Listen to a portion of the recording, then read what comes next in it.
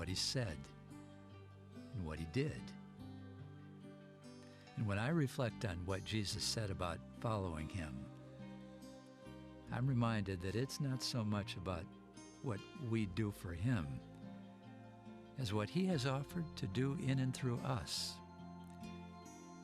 after we give him our hearts and as we keep our eyes on him.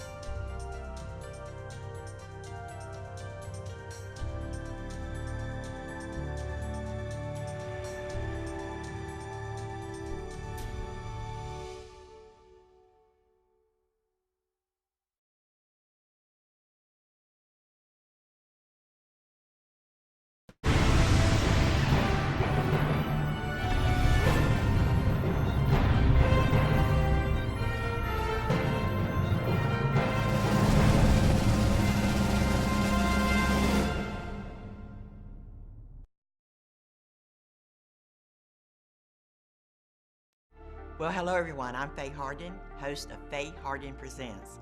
My program airs weekly right here on the station. We address current events, prayer, and biblically based Bible studies. Our nation is in a spiritual battle. I believe because of our intercessors and their information, we have declared war, and we're going to take our nation back. Don't miss it. Weekly right here.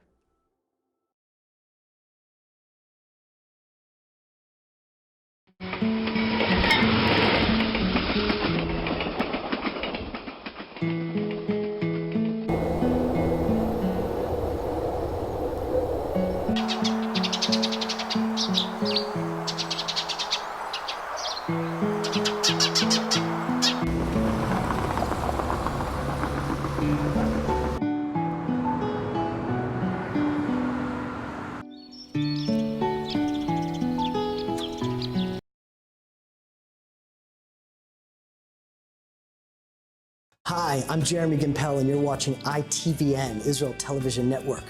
The work that's being done here is changing the world. There are so many lies and media biases and fake news that's coming out of Israel. There's one place where people are fighting back and bringing the good news from Israel, the true news from Israel. And you can tune in here 7 days a week for finally a television network that's the true news from Israel.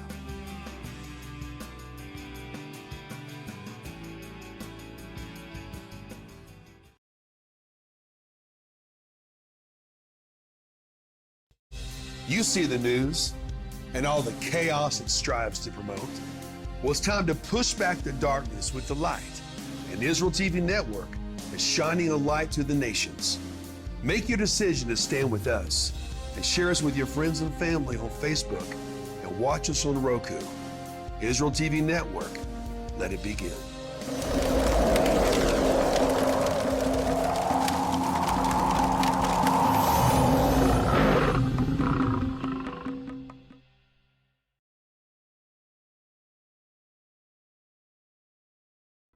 Shalom guys, I am Caleb Waller with Hayuval and the Joshua and Caleb Report. I'm ecstatic to be here in the studio here with the Israel TV Network. Why? Because they are making a massive impact around the world. And I'm grateful to you guys for watching these shows. Why? Because the message needs to go forth and we need the participation of the globe in this Israel phenomena that's taking place today.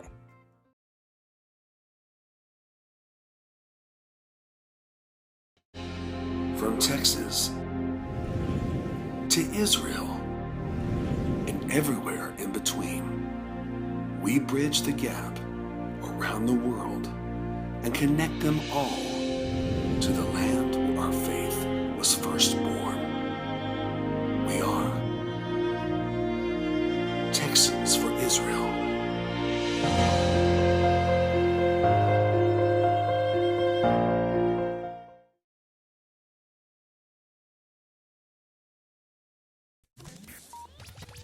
Hi, I'm Dolan K. Dowd with Cry for Zion. You're watching ITVN, Israel TV Network.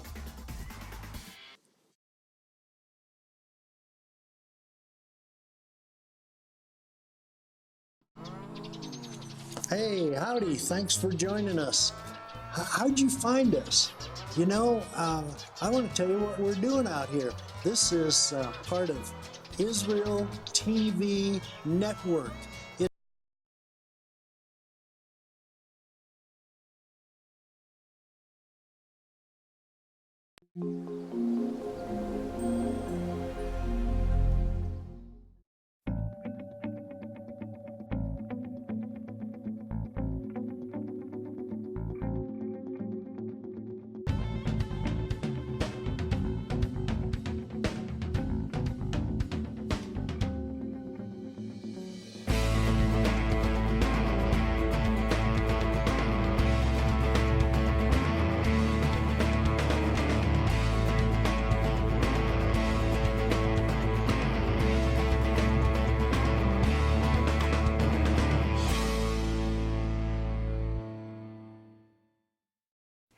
Welcome to another episode of Discovering the Jewish Roots. I'm Dr. Rick Waj. We're going to pick up where we left off last week. We're going through the Gospel of Matthew. Actually, the book that I'm referencing is the book that I wrote a few years back. It's called Discovering the Jewish Roots of the Gospel of Matthew. Now, the reason I mention that to you is because in that book, in that series, Discovering the Jewish Roots, I go through the Aramaic important words and phrases that would have been very well known in the first century context, and they really make an impact on how we understand and translate the New Testament text and how it refers to the Tanakh, or what we've called the Old Testament text. So when we're looking at the Sermon on the Mount, one of the big concerns is, and at least it should be, is what did Yeshua, what did Jesus mean when he said this certain thing? Not only that, we want to take it a step further. We want to say, not only what did he mean, but what does it mean for us? How do we follow our rabbi more authentically? And I would say we have to place ourselves with Yeshua back in a first century Second Temple context so that we understand what it meant then and the implications for what it means today. So we're going to pick up where we left off last week, and that is in Matthityahu Levi's letter, his gospel account, Evangelion is what we would say in Greek, of Matthew chapter 6. And we're going to go down to verse 2, and we were talking about this concept of giving of alms.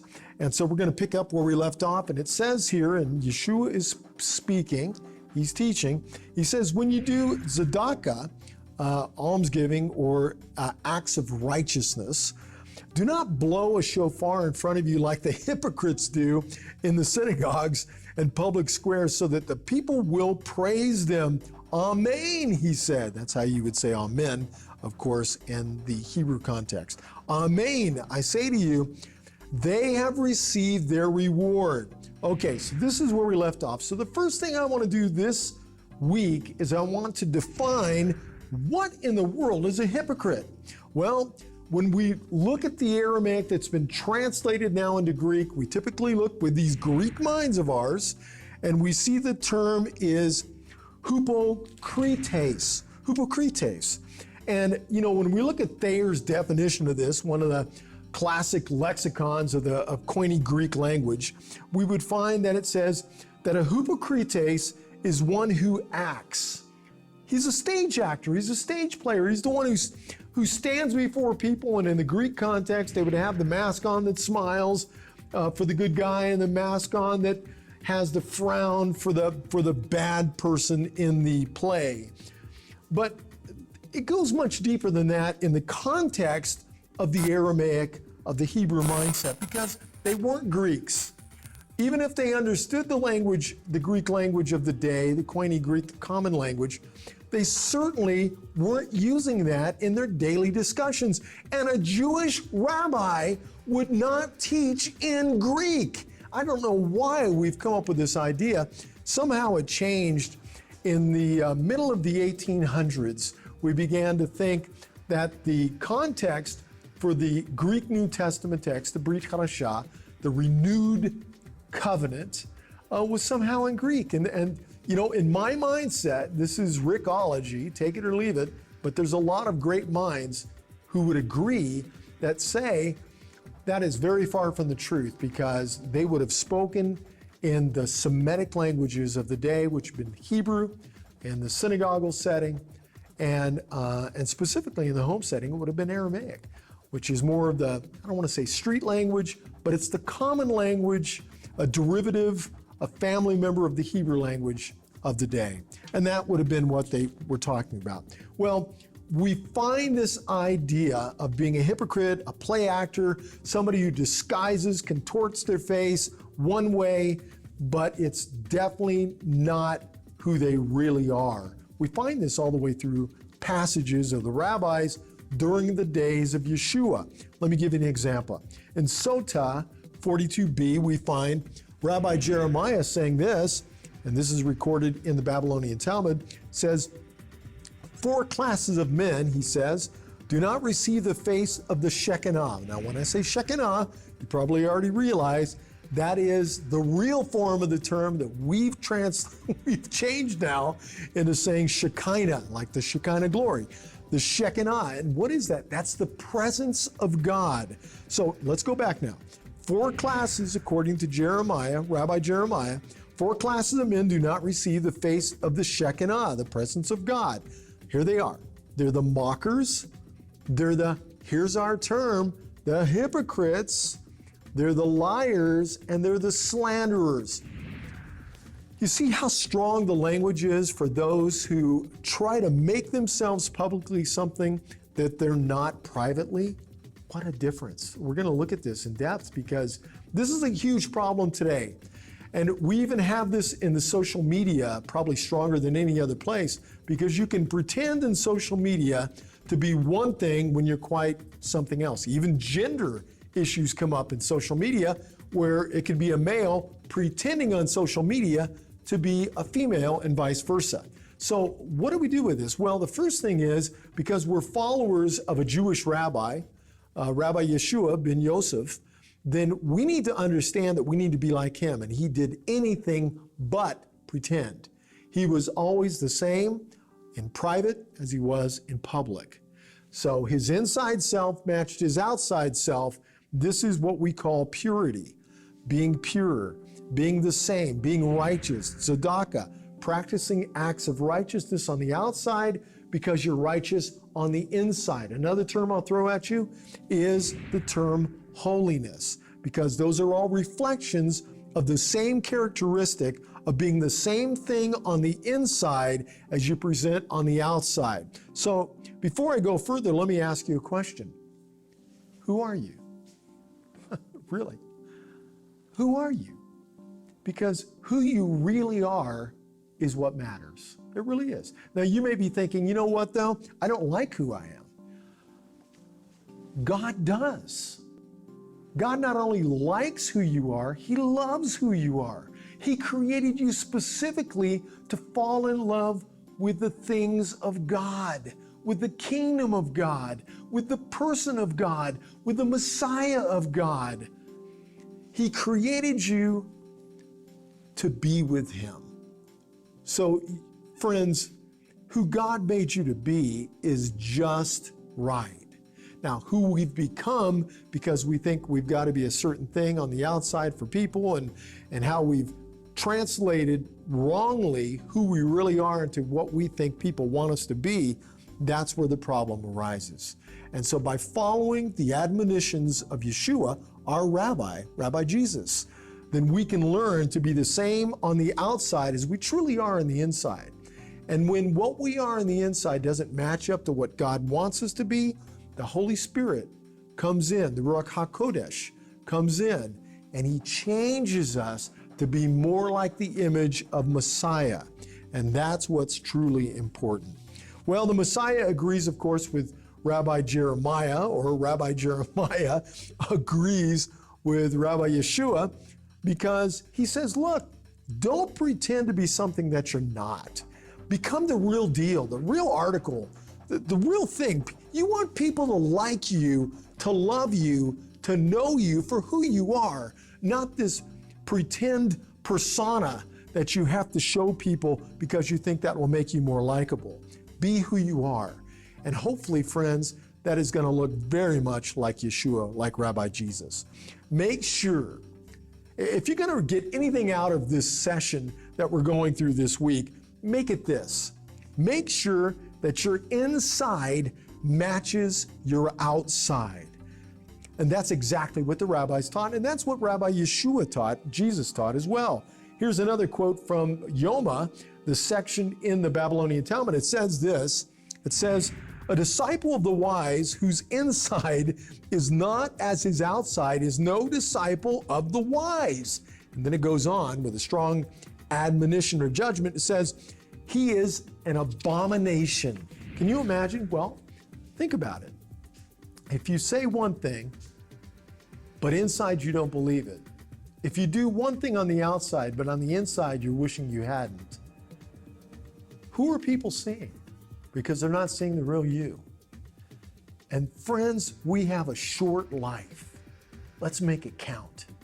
Let's make our lives count. Let's stand up for the Messiah, for our rabbi, our teacher.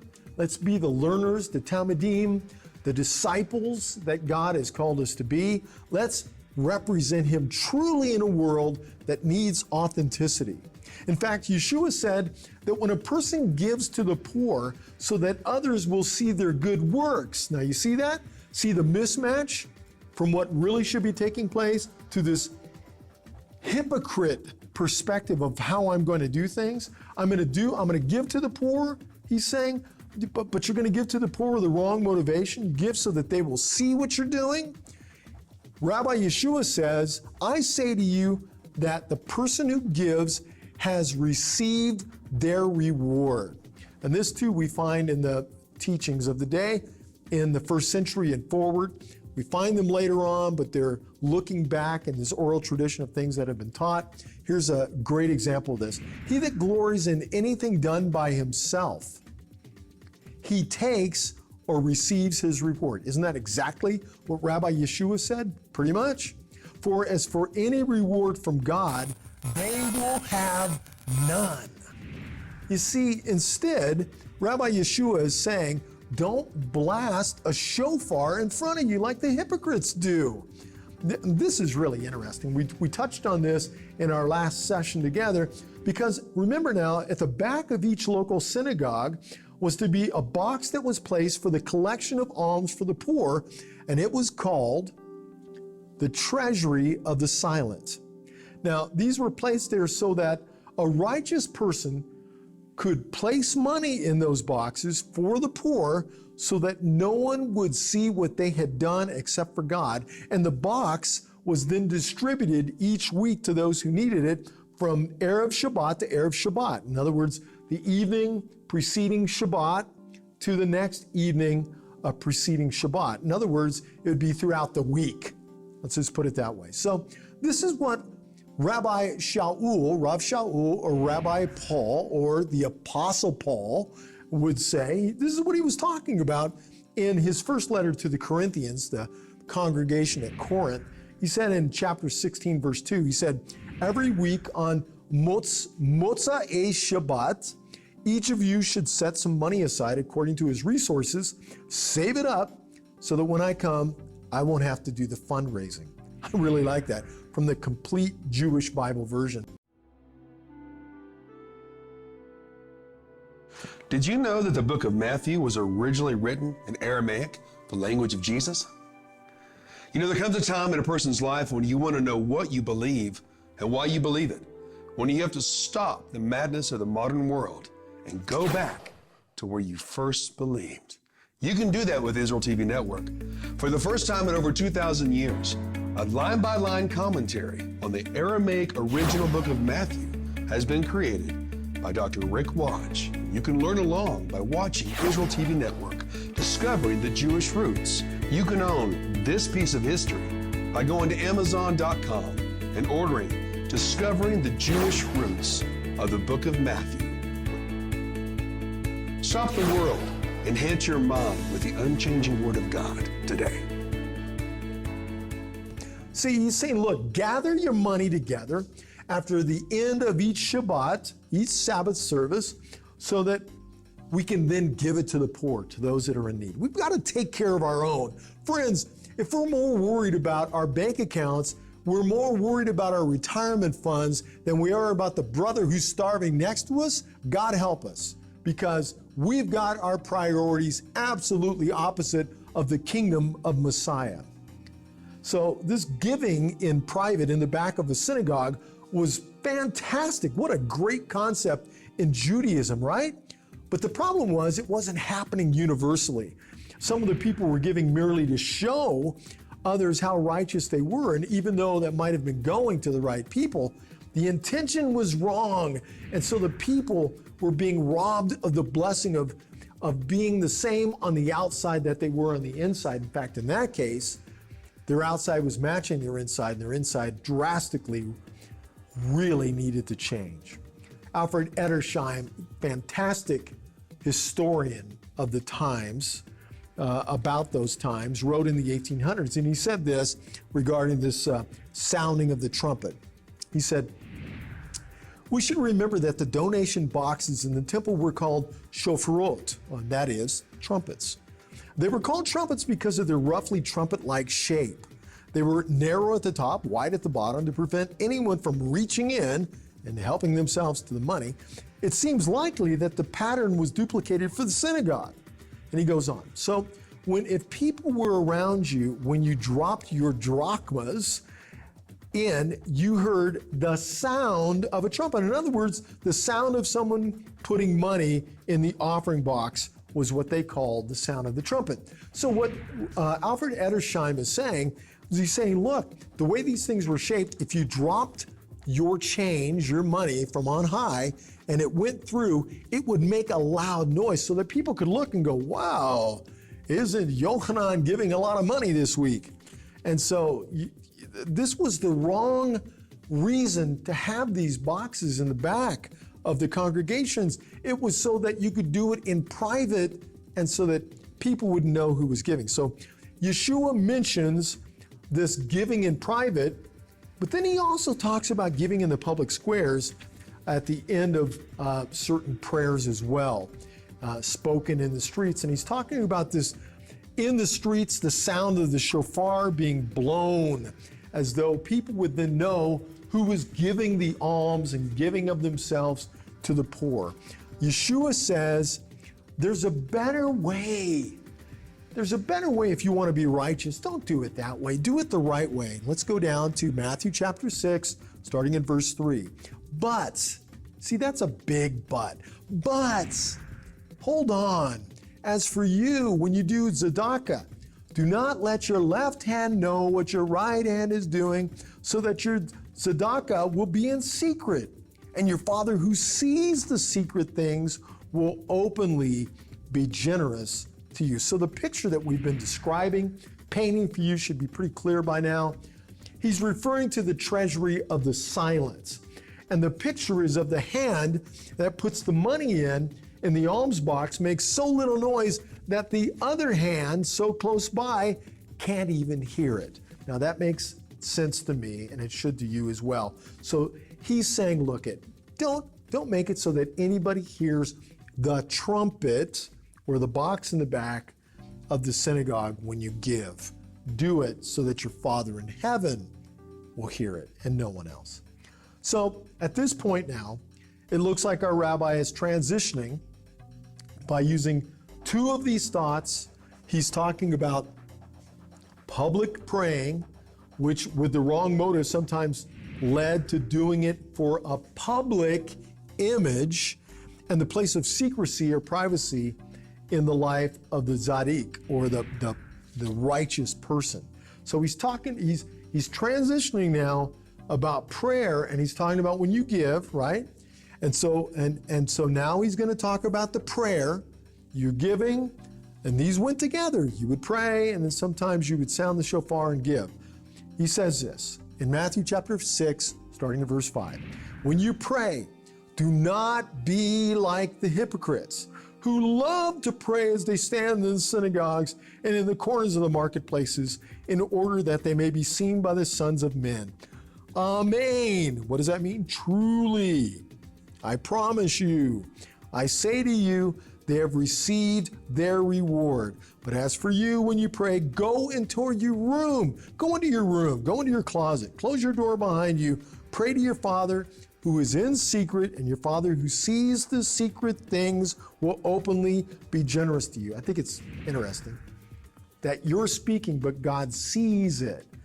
You notice the difference there. He's not just hearing it, he's seeing it.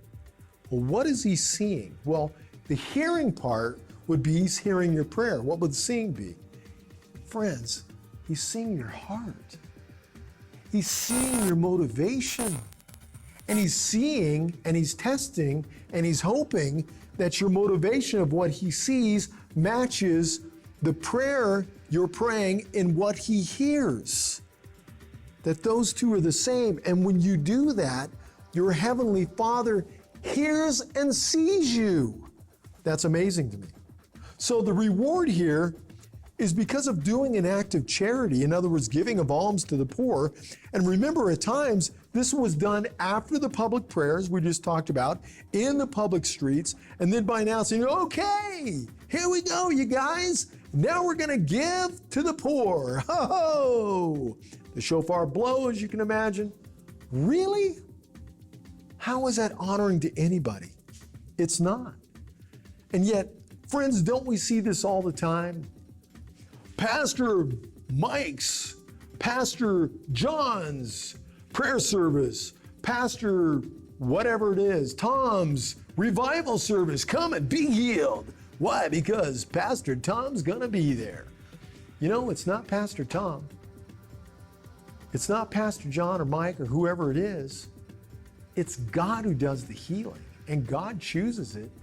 God is not a slot machine. He's not a jukebox.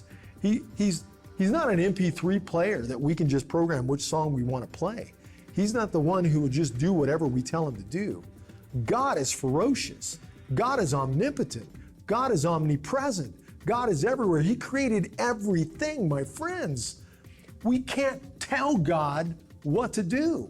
We can ask God if he would do something, because he's generous, because he's kind, because he's patient, because God is the healer. Now, that may be his wish to bring healing, but friends, I promise you, it's not because Pastor Tom or whoever it is demands it. And we've always got to remember to show that kind of respect to our Creator, to our Master. We don't demand God to do anything. We ask God to do it. He's our Father. He's our Father. He's not our kids that we tell what to do. He's our Father.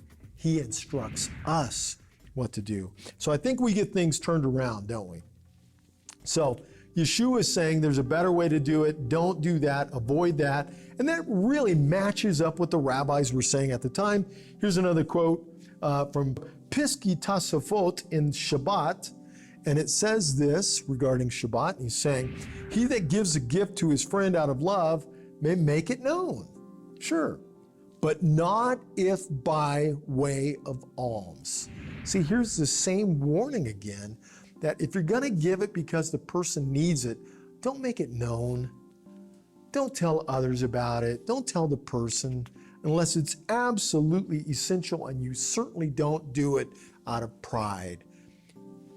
Now, our rabbi is going to transition again. These are transitions all the way through the Sermon on the Mount. One thing leads to another. These are not just random things thrown out, random teachings. There's a method all the way through Rabbi Yeshua's teaching. So he transitions from the giving of alms to the giving of alms after public prayer, and then he's transitioning to a better way to pray. And I know we won't be able to finish this, but we're going to jump into this. So Rabbi Yeshua is going to say, now, because we've been talking about, some things you get wrong, here's a better way to pray. Matthew chapter 6, starting in verse 7. When you pray, do not babble like the Gentiles, who say in their heart, by the abundance of our words we will be heard. Wow. There's so much we could talk about in breaking this down. First, to start off with, notice who he's not talking to. Well, we can notice immediately he's not talking to Gentiles. He's talking to Jews. He's speaking to the Jews. And he's saying, don't be like the non-Jews. Don't be like the Gentiles when you pray. Okay, I should be startled because guess what? I'm not Jewish. I'm a Gentile. I'm brought into the family. I'm grafted into the family, the Jewish family. And because of that, I need to pay attention if I learn something wrong because I wasn't brought up Jewish. So in one of the ancient rabbinical commentaries on the book of Exodus, we have a great dialogue in this story. I love this. And we can only take it so far, but it's a great traditional story. And it's a dialogue that takes place between Moshe, and God and Elohim. And so here's the conversation as it's been kept for us throughout the centuries. And this is just amazing. So take a look at this, see what we can learn. It says this, "And the Lord said unto Moses, why do you cry to me?" And Rabbi Eliezer said, "God said to Moses, my children are in trouble. The sea shuts them off on one side. The enemy pursues them on the other side." So pause.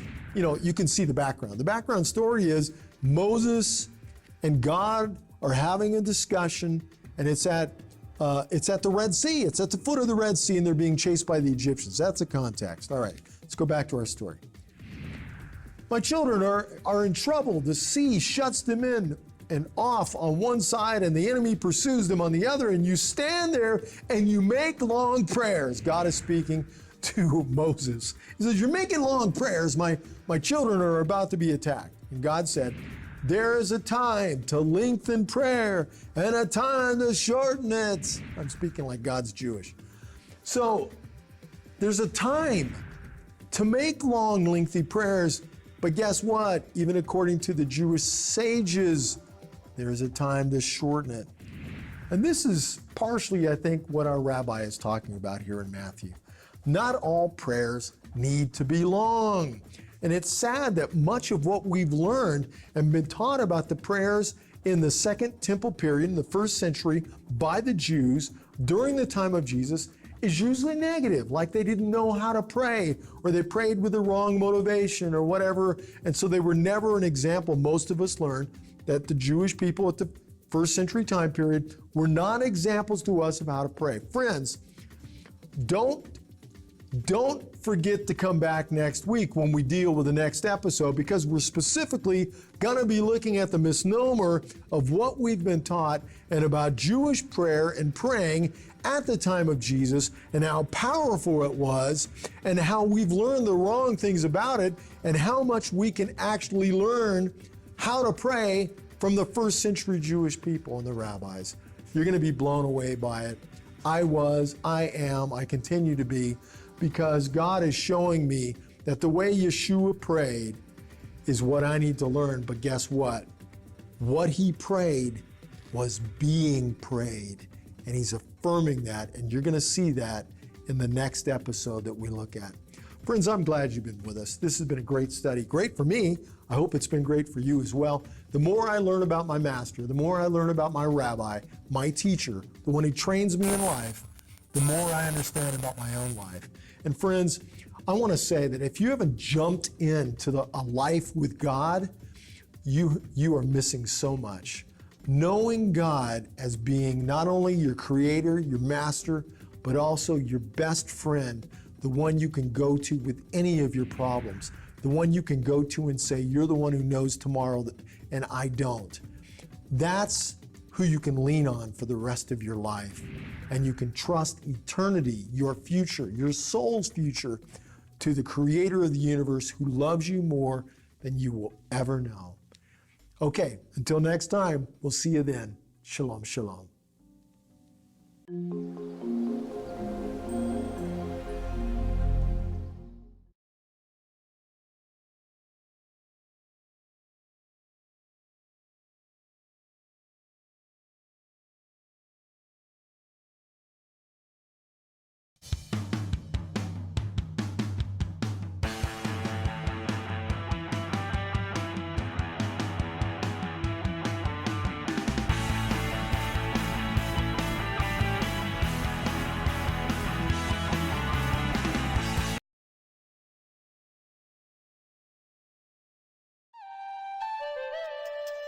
You are watching ITVN, Israel TV Network.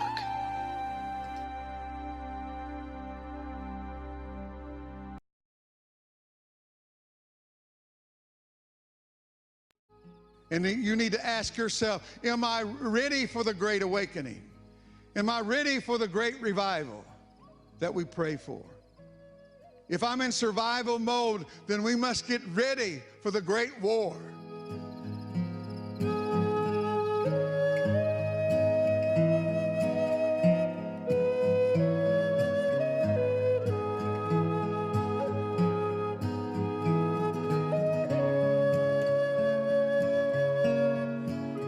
Welcome to the Gathering Place. I'm Dr. Nigel Big Pond. It's good to be with you once again.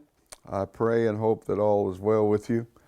Before we get started, I'm going to complete part 2 of the Portals of God, but I want you to notice on your screen all our things that our ministries that are here, either here or everywhere. Certainly alltribedc.com, and then you have Two Rivers Native American Training Center. You have Morning Star Evangelistic Center.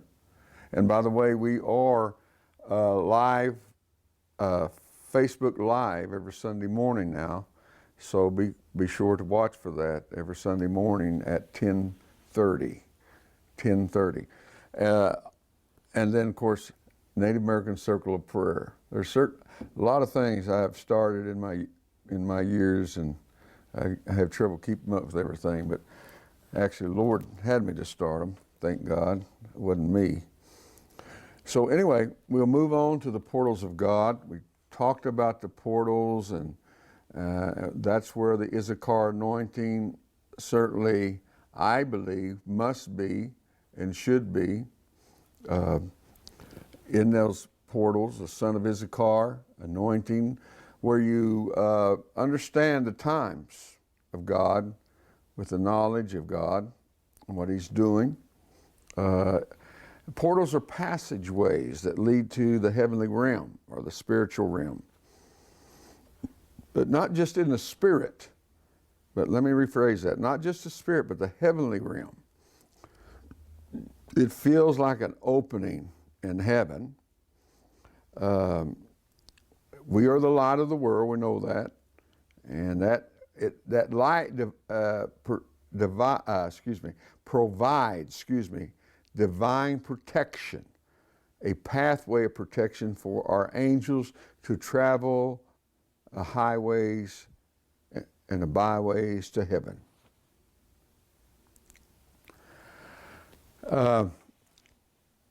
Angelic pathways and heavenly beings come and go without demonic interference. They're just only for God's chosen forces. We are the light of the world, we know that. In John 8:12, then Jesus spoke to them saying, I am the light of the world, and he who follows me shall not walk in darkness, but have the light of life. So, and I must read this from Psalm 24:7. Lift up your heads, O you gates, and be lifted up, you everlasting doors, and the King of glory shall come in. So we certainly want those to come in the heavens. And let me read one more. He commanded the clouds above and opened the doors of heaven. Psalm 78:23. And so I wanted to conclude this study at this juncture, this portion of program, and also be watchful. Now you probably won't find this on the program, but I'll be doing some land teaching, very short teaching. Today I'm going to be today and the days to come releasing what I call truth, Truth, worship. Truth worship only can happen on the land. not in buildings on concrete or wooden floors, but on the land. Truth worship. Now, God revealed this to me actually just this week, or well, probably a few weeks ago now. But, and so I must deliver that, and I want you to be a part of it and listen to it. I'll be posting this on the Dr. Nigel Big Pond Facebook, as well as the Nigel Big Pond Facebook. So just listen and see what you think about it. You necessarily have to agree with it. I'm just downloading what the Lord given me. And I love the land. I love the dirt. I used to be a farmer and used to actually farm this land, raise cattle and horses and what have you. And I loved every bit of it. I loved to smell the earth as I was plowing it up and disking it up and walking on it after that. It just has a smell that's just so tremendous. It's beyond belief. I want to take you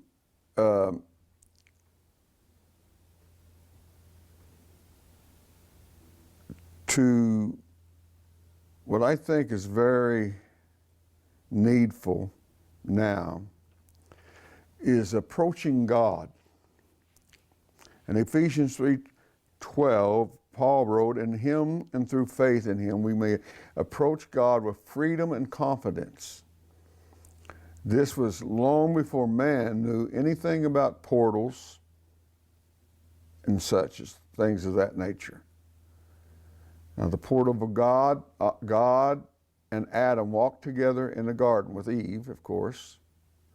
After his transgression, Adam was expelled from God's presence and excluded from the glory. Mankind has sought a pathway back into the supernatural realm. I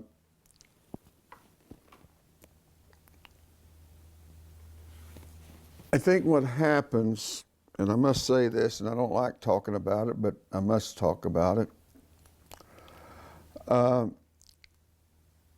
There is different kinds of suicide. Of course, physical suicide, mental suicide, and spiritual suicide. And none of it is good. It is said to be over 42,000 recorded in the United States every year. Now, let me just talk about this real quickly. I don't want to labor on this, but there's signs of that we must be concerned about. Warning signs like verbal suicide threats, like you'd be better off without me. Well, that's a suicidal tendency or statement. Whether they mean it or not, they're saying it. Maybe I won't be around very long to be in your way. That's another one. Expression of hopeless and helpless. Have no hope, no help. No one's here to help me. Previous suicide attempts. Daring or risk-taking behavior. Personality changes. Now, believe it or not, there have been youth known to do this for a gain. How far will you go with suicide? Who will do it? And they're supposed to be the ones that's great because they committed suicide.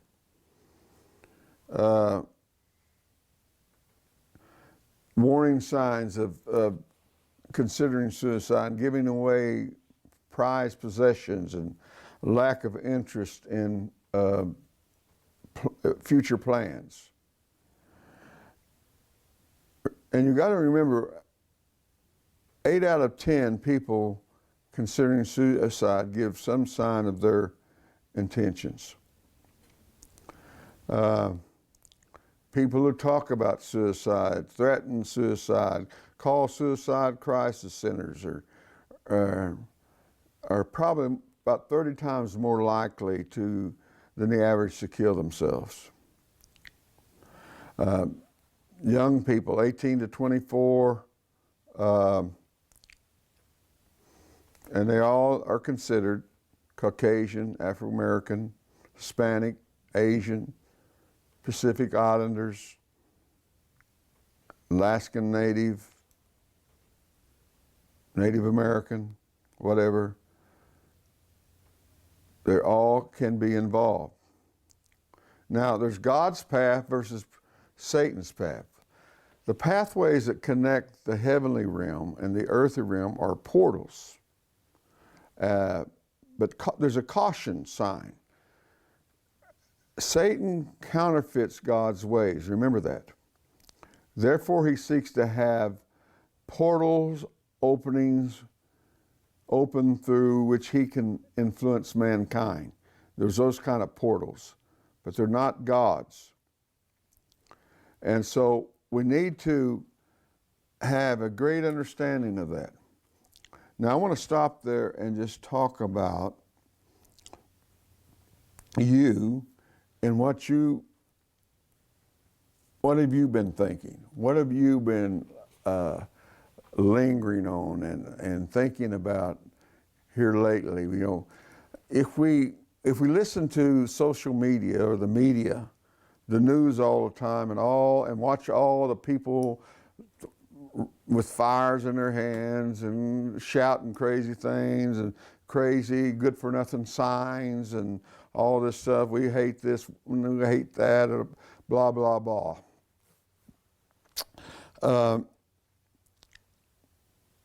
That is suicidal too, in a larger form.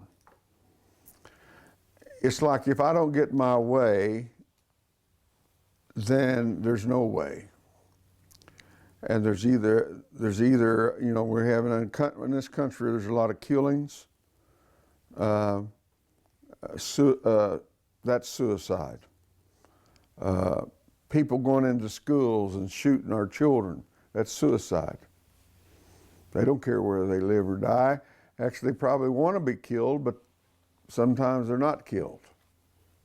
But very rarely are they not killed, because they know that if they're shooting, the law enforcement is going to shoot back.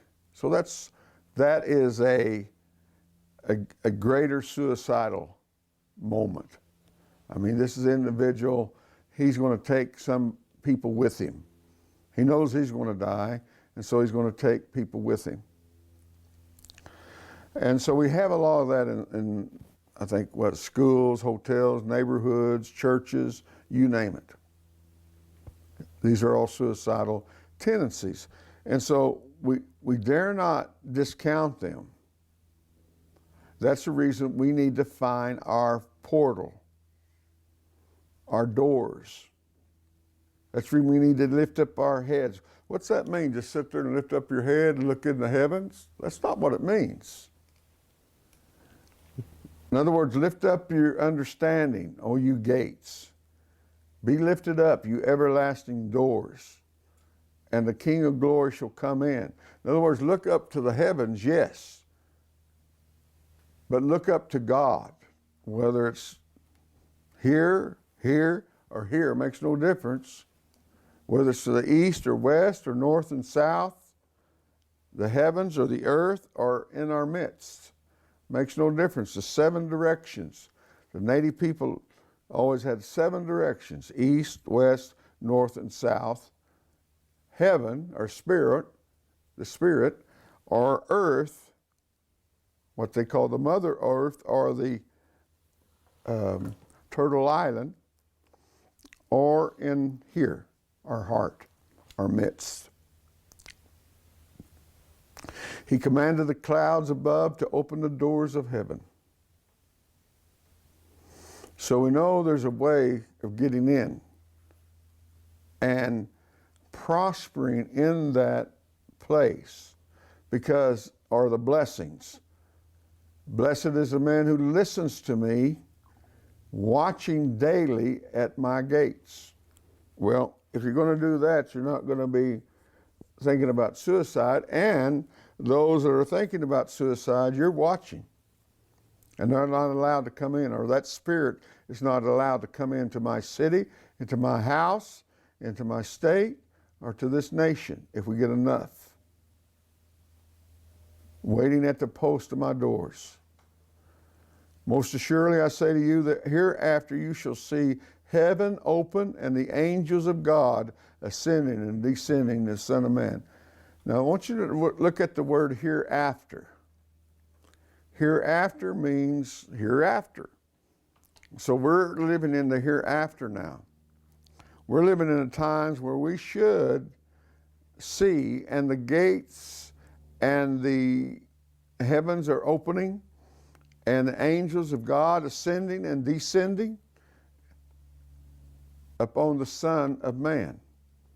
Well, is that Christ, Jesus, Yeshua? Well, sure, that's him, but also they ascend. And remember, he said, listen, you're going to do greater things than I ever done. I would think by saying that, he's saying also that if we're going to do greater things, we're going to see greater things. And maybe go through greater battles. And so we need to understand that as well, that there's going to be some great battles.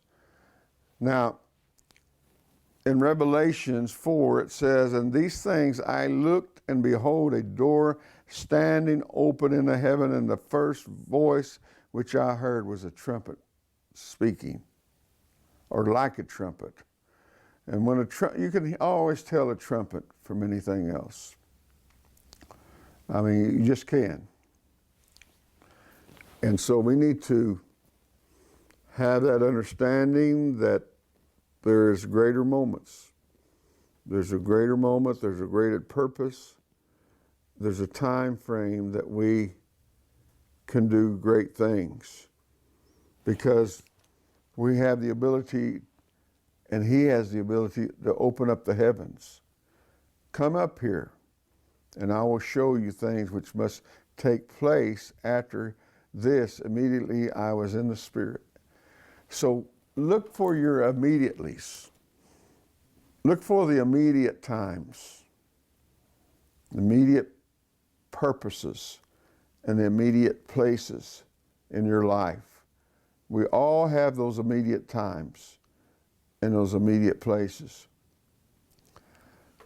God gave us the opportunity to know him, to understand him, to purpose our lives in him and through him. And so I want you to understand that immediately I was in the Spirit. So it's not a time that you just take your time, or any other time, or any time, but to give yourself to the Lord. Make it yourself accessible to his house, and make your house acceptable to him and the angelic beings. That portal doesn't necessarily have to be in a church. It can be on the land, it can be in your home, it can be wherever he can gain your attention. I don't think he wants you to be driving in a car, going down the highway, and he's trying to talk to you and gain your attention. And suddenly you're caught up in the Spirit. Now, I may be wrong about that, but that would be, to me, kind of dangerous.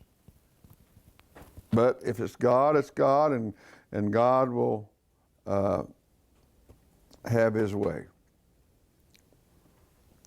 Now, the key to this entryway and understanding and seeing the portal is the unity of the believer. Now, that doesn't mean you have to call a bunch of people and have unity before that portals open up. Portals can open up just you, but you still have that spirit of unity in you. 4 people, wherever you go, they see unity. They see the joy and the peace about you. There's something about your eyes, or something about your physical being. I was going to do my hospital visitations. I went in the hospital, and it was a cold day, and so I wore my black coat I always wear, hangs almost down to my ankles, and I have this beautiful Pendleton scarf, and I put it around me. And so I went to the hospital, got in the elevator, and started going up, and it stopped, and this nurse got on and went up with me, and was going up, and she just kept staring at me and staring at me. She said, "You know, you sure are a nice looking man." And boy, of course, anyone says that to you, unless you're a woman, you're going to smile. And so she put a big smile on my face, and next before she got off and left. Now, I don't know if that was an angel or a person out of her mind. I don't think she's out of her mind. I think she's seen what God allowed me to show. And, you know, we're the light of the world. And that doesn't mean we're above a GE bulb walking around. We're a light. We have that anointing. We have that ability. We have that gravitation of God. We have that being in us. And that's what she was talking, that's why I perceived it as anyway, the light. And I just said, "Thank you. And you look very nice too." Now, I wasn't flirting with her. But when someone says that to you, it's either because they need it or they have it, and they're letting you know that you have it too. So it's not a case of, well, they're just saying that to be saying that so they'll get a good word from you. It's not that case. I think it's because they are carrying it already. And she looked very nice. I mean, very bright and very brilliant. And she had this smile about her. And, that's the kind of nurse you'd want to come into your room. There's some nurses that look pretty bad at times, pretty evil and mean. But this one probably wouldn't be. I perceive her as probably someone in authority, someone that's very brilliant, very bright, and has understanding of people. I perceive her as a godly woman. And so, but what it does, it opens up that portal within you. I was getting ready to go minister to some people that were on their deathbed. I can't go in there with sorrow, and I've seen ministers go in looking more pitiful than the one that they went in there to see laying in the sick bed. And you can't go in there with that, in that way, in that frame of mind, a frame of understanding, or frame. You must go in with joy and peace and happiness. You bring in happiness, because immediately they probably want to see your sadness about their predicament. But when you walk in there with joy, it gives them joy. When you walk in there as a very good-looking man or good-looking woman, that makes them feel good, because the light of God is upon you. It's like when someone's been to heaven and has come back. Someone has spent time with God and they come into your midst. It's like that. And so we ourselves are that portal. Lift up your heads, O you gates. Well, in other words, before I go into that hospital room, I need you to look up your head. Lift up your head, O you gate. Don't go down there downtrodden. Don't go in that room downtrodden, looking sad and bad and all this stuff, mad and just a crazy look, because the individual that's in there, they're not looking good either. And so you just want to join them, I guess. I don't know. So anyway, in our closing, remember that, and let me read this Acts 2:14 real quickly. The scripture says they were in one accord, so have unity, when suddenly a portal opened. So when the unity comes, the portal opens. A sound from heaven was heard. Then the sounds come. They assemble or resemble a mighty rushing wind. There's that mighty rushing wind, filling the whole house, a supernatural. Anytime God comes in, everything is filled. Everything. A supernatural manifestation that looked like flames of fire appeared on the believers and filled them with the Holy Spirit. So this is Dr. Nigel Big Pond. I thank God for you. Remember, He'll always be with you, never leave you nor forsake you. I just pray the blessings upon you in the name of Yeshua HaMashiach. Amen.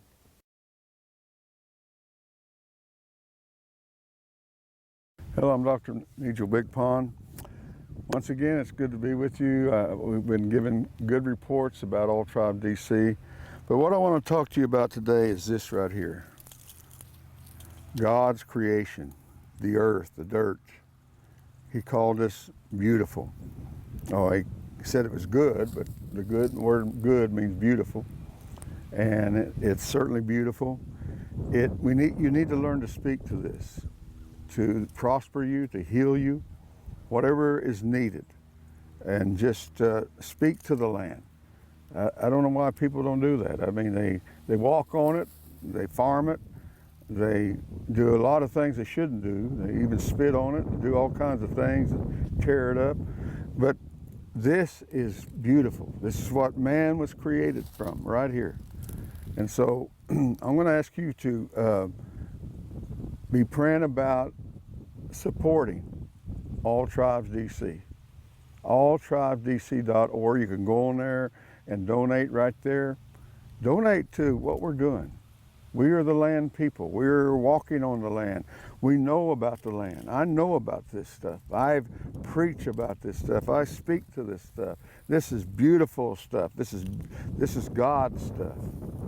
God's land, not man's. It's not ours. It's not anyone. It's not the United States of America or the world or China or Korea or Africa. It's God's. And God can heal you when you speak to the land. Call the number on your screen and get involved with a very powerful ministry today.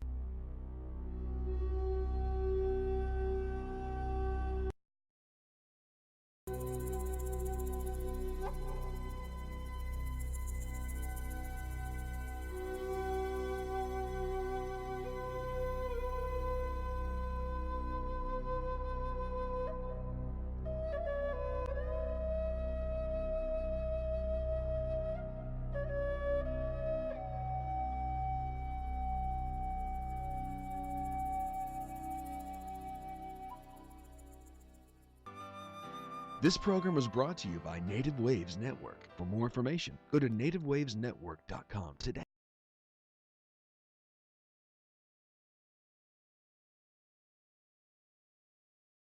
There's war, disease, and poverty, and our calling as Samaritan's Purse is to move towards it and to touch it and to minister to people that are in their greatest time of need.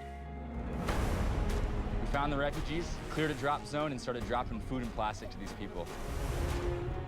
We're giving this to the people of Japan. It's got blankets, shelter material, hygiene kits. These are things that the people need desperately. These folks are so sick that you can imagine that they would have died had they not come here. Samaritan's Purse was here the day after the storm. Now we're here rebuilding. The gospel is the power of God. We're providing the things that are most important to these people: shelter, water, hygiene, sanitation. Preach it.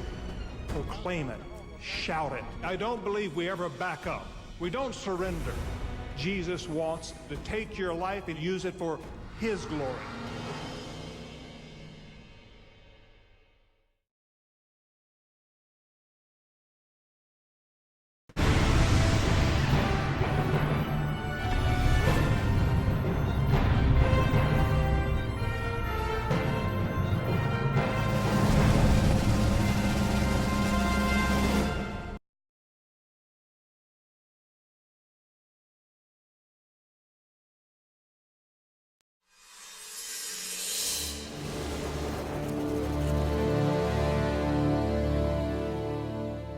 Hi, I'm Lori Cardoza-Moore, and welcome to Focus on Israel.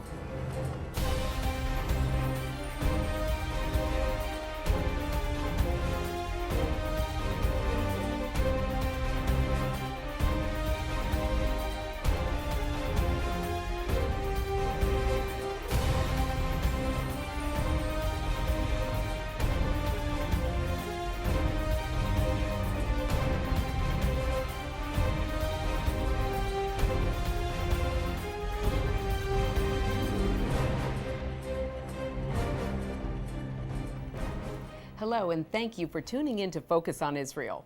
I'm Lori Cardoza-Moore, president of Proclaiming Justice to the Nations, a nonprofit organization dedicated to educating Christians about their biblical responsibility to the Jewish people.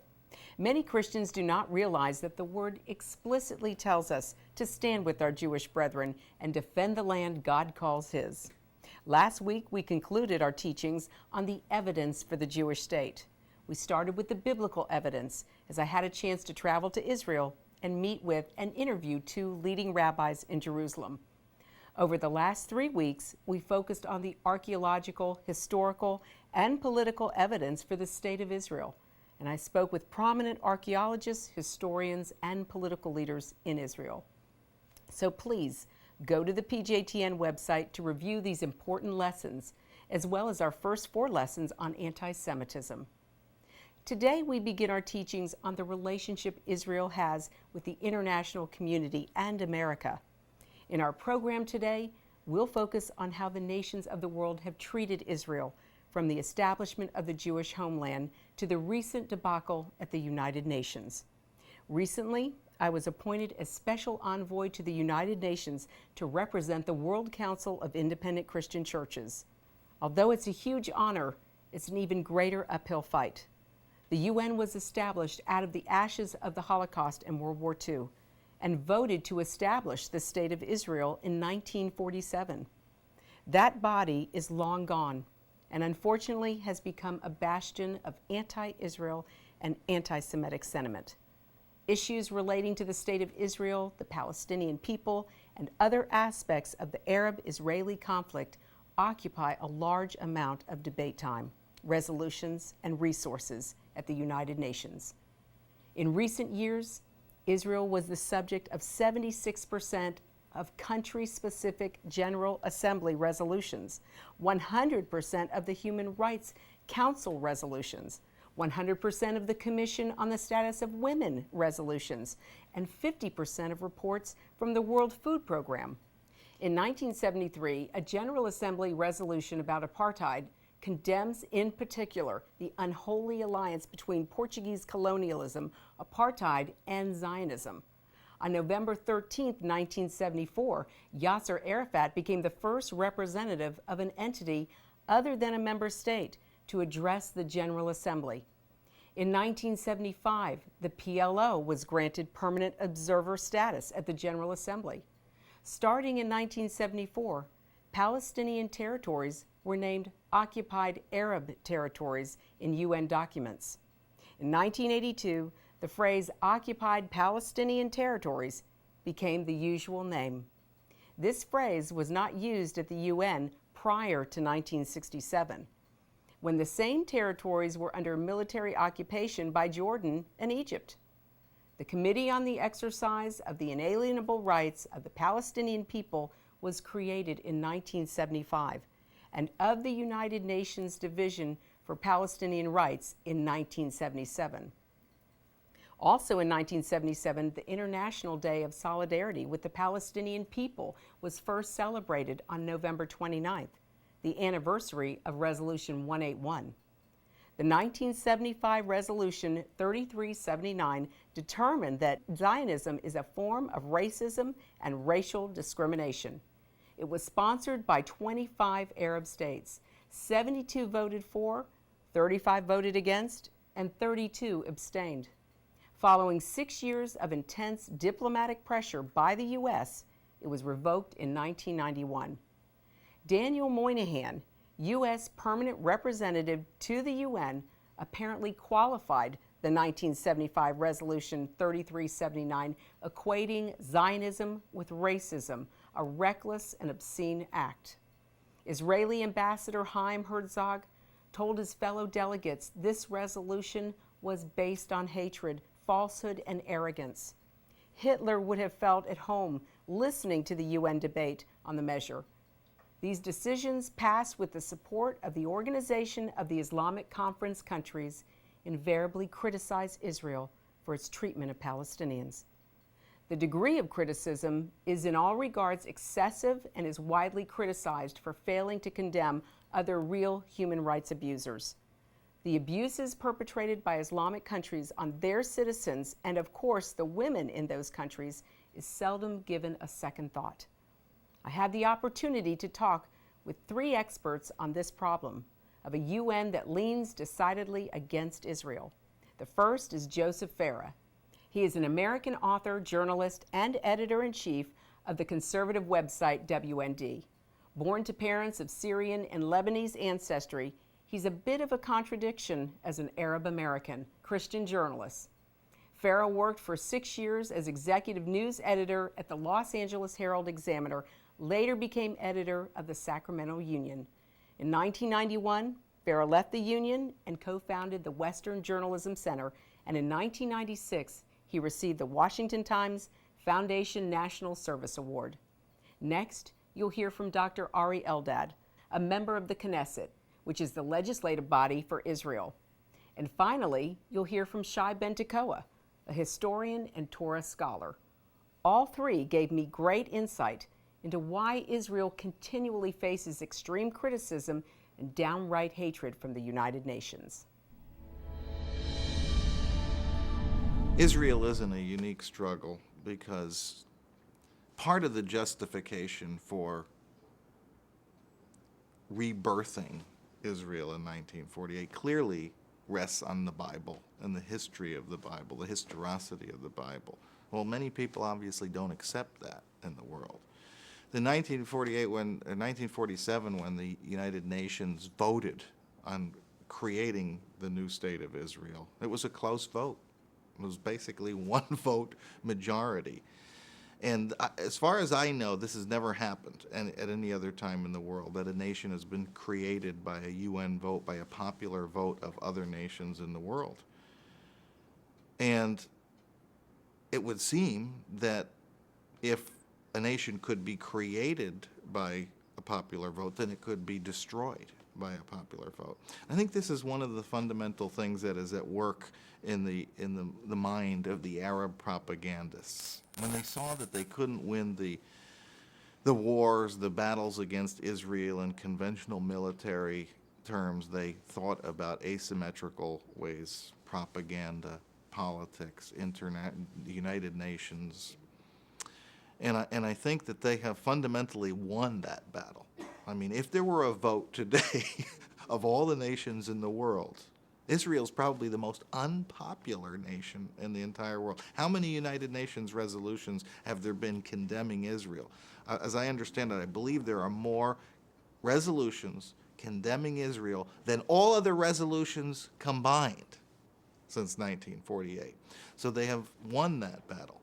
And so Israel is indeed fighting for its very existence. I mean, I don't know where else we can point in the world to a country that has to justify its very right to exist. And how ironic that nation happens to be one that was created of refugees who were, victims of unbelievable persecution and genocide that, just 3 years before the creation of Israel. So those are, I think, the remarkable circumstances that affect Israel, that affect no other country in the world or any other country in history. The Arab bloc have 57 states of Arab and Muslim states, together with another 100 or so states that used to be called the third bloc between the West and the East. They are having almost 150 states in the United Nations that will vote automatically. If the Arabs will ask for a vote that the sun will rise tomorrow in the west, it will do so because the sun is a very obedient planet. Usually it obeys the decisions of the United Nations. So we can't expect any positive or productive results coming from the United Nations General Council.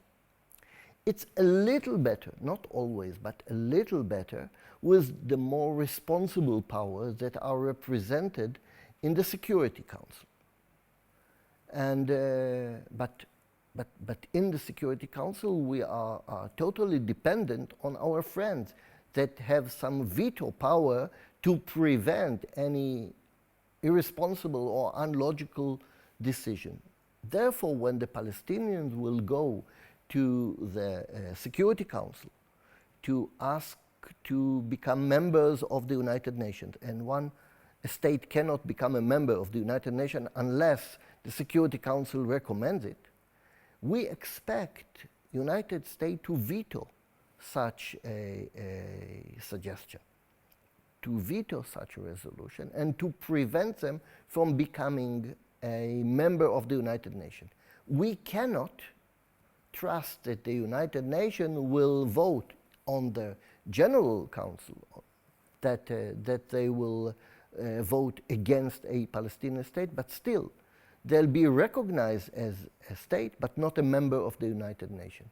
By the way, Yasser Arafat came to the United Nations in 1988 and got a resolution to recognize Palestine as a state, and 104 states voted for it, and only 2 objected, Israel and United States. So officially, they are a state. Nothing of it happened on the ground. And such steps only contribute to more and more frustration. The Palestinians expect something miraculous to happen after the United Nations resolution to recognize them. When nothing will happen practically, they'll become more and more frustrated. I'm afraid that such frustration will lead to another collision, another bloodshed, another violent conflict that can be prevented if we just stop them from going there and build such unrealistic expectations that will lead them nowhere. In 1991, following the Gulf, what we call the Scud War, here I was hired by the Office of the Prime Minister of Israel to do a statistical analysis of UN voting patterns. I did. It took me 3 months. I read 870 UN resolutions in the General Assembly and the United Nations dealing specifically with the Arab-Israeli conflict between 1949 and 1989. This is a third of the work of the UN. The UN spends about a third of its time fighting for a state for the putatively Paleolithic Palestinians. This is what they do. This is how they spend their time. This is their budget. They pass these resolutions constantly. In the UN General Assembly, over time, as the number of states grew, the number of votes on each resolution grew. There are now 193. You have, between 1945 and 1989, a cumulative total of anti-Israel votes in the General Assembly over 55,000 votes.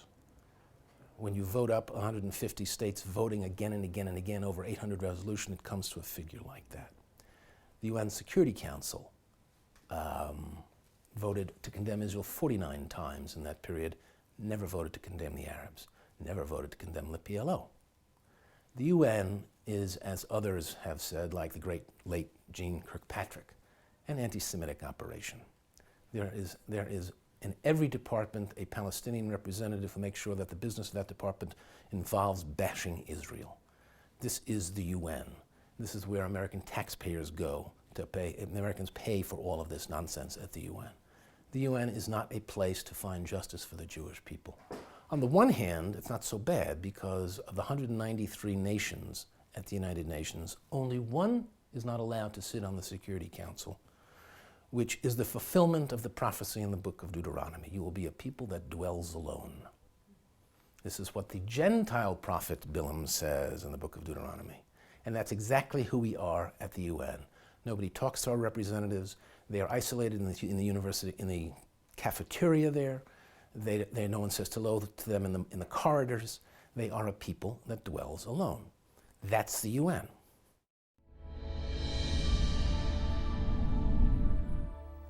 One of the key things that Mr. Farah brought forward is that the Arab world believes that if a country can be voted into existence, then it can as well be voted out of existence. What we see in the UN is a series of votes that are an attempt to slowly strip away the rights and the legitimacy of the Jewish state. Abu Mazen and the PA leadership's current campaign to get international recognition for Palestinian statehood amounts to shirking the obligations undertaken with the 1993 Oslo Accords. While a similar campaign was tried by Arafat in 1988 and abandoned, Abu Mazen believes that this effort would, at the minimum, extract additional concessions from Israel without the PA having to reciprocate. The Palestinian strategy to gain international recognition of a Palestinian state is gaining ground in many places outside of the Arab world. Indeed, the Palestinian side has achieved success in Latin America, with Brazil, Argentina, and Bolivia officially recognizing an independent state of Palestine, and Uruguay, Ecuador, and Paraguay expected to officially recognize the state of Palestine. And it now appears that the 27 incorporated states of the European Union are ready to follow the Latin American states in recognizing a Palestinian state along the 1967 borders, with France and Norway in the lead. And here in the U.S., you've seen what has been called the Flea Party, or as the lamestream media calls them, the Occupy Wall Street protesters. But I'll bet you'll never see on the news what you're about to witness: rampant anti-Semitism on our own streets. Political leaders are praising Occupy Wall Street. American people are now occupying Wall Street. Do you support them? Well, I support the message. I think it expresses the frustrations that the American people feel. I'm with them emotionally, viscerally, in my bones. I know they're right. What is happening at the Occupy Wall Street protest? Jews control Wall Street. You're a bomb, Jew. The small ethnic Jewish population in this country, they have a firm grip on America's media, finances. You got the money. That's why you're fighting the Jewish man. You can't even speak English. Are you Israeli? Go back to Israel. Why are our leaders turning a blind eye to anti-Semitic, anti-Israel attacks? Tell President Obama and Leader Pelosi to stand up to the mob. Hate is not an American value.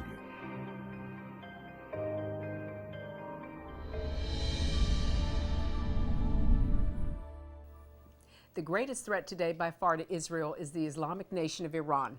Ahmadinejad's rantings against Israel and the Jewish people have only been paralleled by Hitler himself. Israeli Prime Minister Benjamin Netanyahu warns that time is short before Iran obtains nuclear weapons and poses a direct threat to Israel and the rest of the world. Iran poses certainly a great danger to Israel, but it represents an enormous danger to the Middle East and to the world, Netanyahu said during a recent visit to New York to speak at the United Nations. This is the premier sponsor of terrorists. I've spoken about this issue with all world leaders, and I think that it's important that everyone understands that Iran with nuclear weapons is a danger to us all. Pointing to steps Iran has already taken against Israel, Netanyahu said, "We vacated Gaza, and Iran essentially walked in with its Hamas proxy, and they're packing a lot of missiles. We walked out of Lebanon, and Iran walked in with its Hezbollah proxy, and they fired thousands of rockets into the north of Israel. We know that the Bible tells us that the nations of the world will unite against Israel in the end times.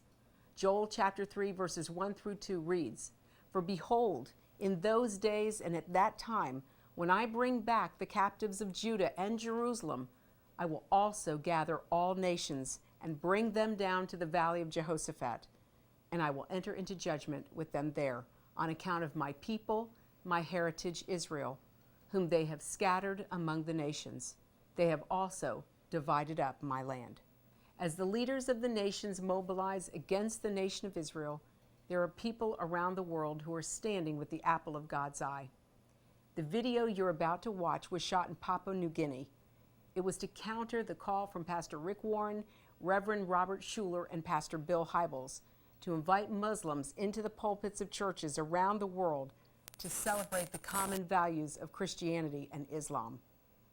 Pastor Mark Biltz of El Shaddai Ministries in Tacoma, Washington, called on Christians to say the Shema during church services the weekend of August 13th through the 15th. This is the same weekend that Jews around the world read the Torah portion that recites the Shema in their synagogues. Here is one tribal people in New Guinea who answered the call.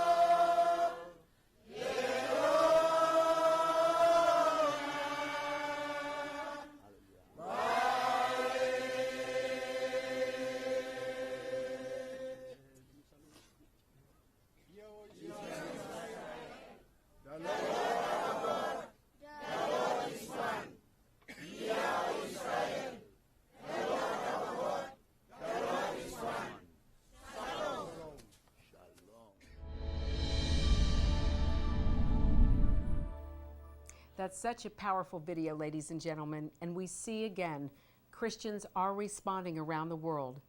It gives me chills every time I watch that. At Focus on Israel, we appreciate hearing from you. Please send your comments and questions to comments@pjtn.org. I want to share one letter we received recently. This is from Robert and Jody Gould.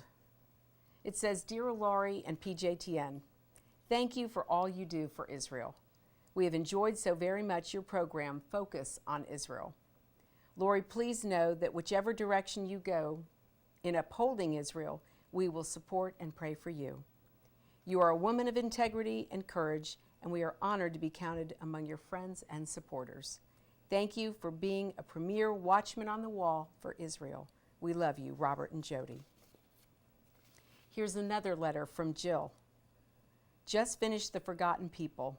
Thank you for your role in putting this together. I think the greatest blessing for me was the in memory of Elizabeth Lamore at the end. Elizabeth was a dear friend to me, and my work in Holocaust education is a commitment that I made to her a number of years ago. I do remember her telling me about you. At one point, I believe she attended one of the PJTN gatherings and asked me to come, but I was working at the time. I will be going to Israel in June to a conference at Yad Vashem. Telling the story, teaching the core is the theme, and I hope to put a face on my commitment as a Christian to making sure the Jews are supported in their ongoing crisis of media attack. Thank you for passing the DVD to me. I will continue its message by sending it to the other fellows of the Tennessee Holocaust Commission." And finally, from Charlotte Cash, "I really enjoyed watching your program and admire what you are accomplishing. I would love to be part of what you do. How else can I help? If you ever have need of registered nurses on your travels or in your conferences or in your staff, I would be more than happy to help. I have been to Israel once in 2010 and it changed my life and my attitude on the world. Thank you for all that you are doing." The time to stand up, ladies and gentlemen, is now. Be a leader in your community and in your church. One person can make a difference. Get involved with and support pro-Israel organizations such as PJTN. Call your senators, congressmen, the White House. Let your elected leaders hear from you. Please visit our website to learn more. Sign up to receive action alerts and order our films to share with family and friends. I want to thank you for watching our program today. Be sure to join us next week as we'll be focusing on America's unique relationship with the State of Israel. So please encourage your family and friends to tune in and check the PJTN website for the program schedule. God bless you, and thank you for all you do on behalf of our Jewish brethren in all Israel. We'll see you next time on Focus on Israel. To support this program, send your tax-deductible gift to Proclaiming Justice to the Nations, P.O. Box 682711, Franklin, Tennessee 37068. You can also support PJTN online. Visit pjtn.org or call 1-877-873-9020. Anti-Semitism has reached epic proportions, and Israel is now surrounded by nations who seek its destruction. For Israel to lose just one battle would mean losing everything. As Christians, it is our biblical responsibility to stand with our Jewish brethren and Israel. PJTN needs your help to reach more Christians with this urgent message. Please visit our website to become a member today and order our award-winning documentaries. You must decide that you won't be silent. Sign up now at pjtn.org. God bless you, and thank you for your support and prayers. Focus on Israel is now available on DVD. Each program DVD contains a wealth of bonus materials, including the premier program that started it all, Focus on Israel, program number 1. Also, bonus interview cuts with experts in their respective fields. Informational videos from PJTN documentaries, including Israel Indivisible, The Case for the Ancient Homeland. Lest We Forget, 9/11 and the Rise of Islam. The Forgotten People, Christianity and the Holocaust. Disinformation, the secret strategy to destroy the West. Plus the award-winning music video, The Forgotten People. Focus on Israel program DVDs, great educational tools to combat anti-Semitism. Arm yourself and order today. Please go online to pjtn.org. To order, just click on the Store tab. Thanks and blessings from Focus on Israel.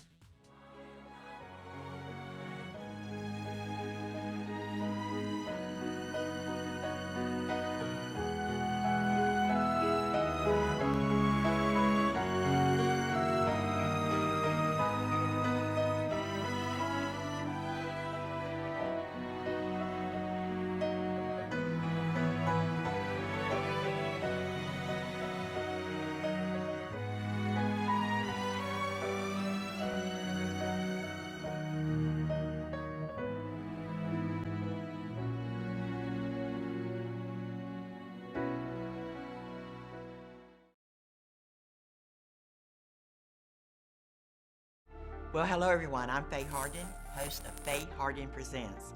My program airs weekly right here on the station. We address current events, prayer, and biblically based Bible studies. Our nation is in a spiritual battle. I believe because of our intercessors and their information, we have declared war, and we're going to take our nation back. Don't miss it. Weekly right here.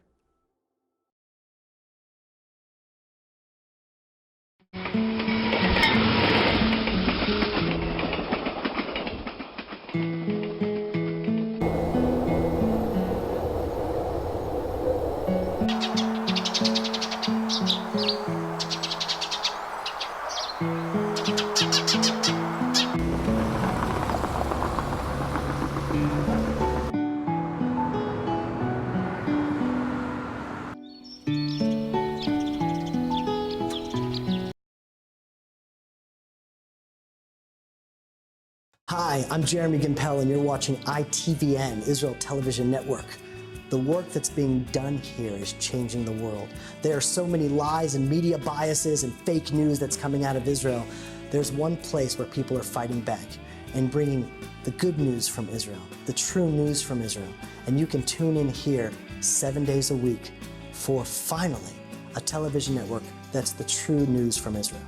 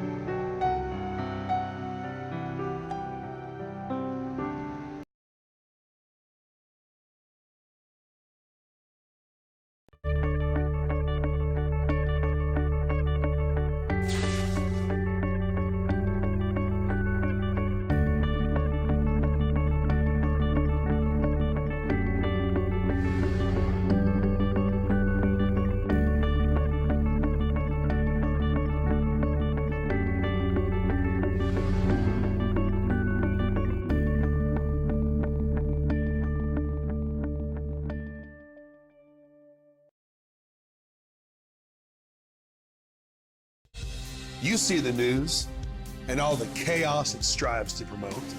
Well, it's time to push back the darkness with the light. And Israel TV Network is shining a light to the nations. Make your decision to stand with us and share us with your friends and family on Facebook and watch us on Roku. Israel TV Network, let it begin.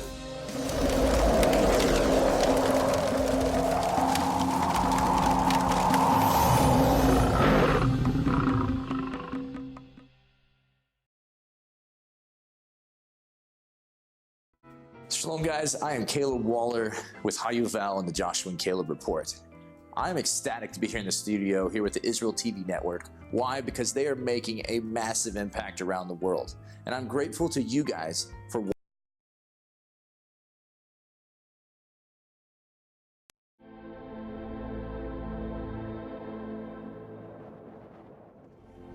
We know dinosaurs existed, and we learn more about them every day.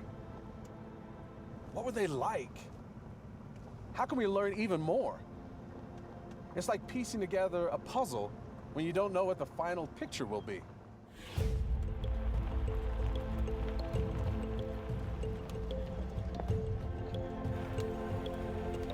You know, for centuries, people on every continent have found fossilized remains, but have had no idea what the bones were. The first person to understand that these creatures were different than any other was Sir Richard Owen, a 19th century comparative anatomist and reptile expert. In 1841, he named them Dinosauria, or terribly great reptiles. But did they really live 65 million years ago, as we've been told? If you're a Christian, then the timeline is important. If the dinosaurs went extinct before humans existed, then what does that mean about death after Adam's sin? And if the dinosaurs lived in the time of humans, were they on Noah's Ark? Did they too die in a global flood? Does the existence of dinosaurs contradict the Bible? I'm Marcus Lloyd, and in this series, we're going to look for the answers to those questions and more. So, let's get started. Let's start digging into dinosaurs.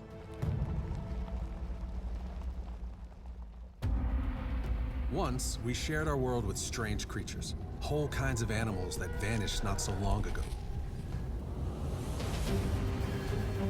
leaving only traces behind. What happened to them? Did they slowly go extinct? Or was it something sudden, something global and cataclysmic? Can science answer these questions? Can the Bible unravel this mystery? In this series, we'll look to both science and the Bible to help bring dinosaurs back to life, to find some answers to the many questions they have left us. Uncovering the truth about dinosaurs. Digging into dinosaurs.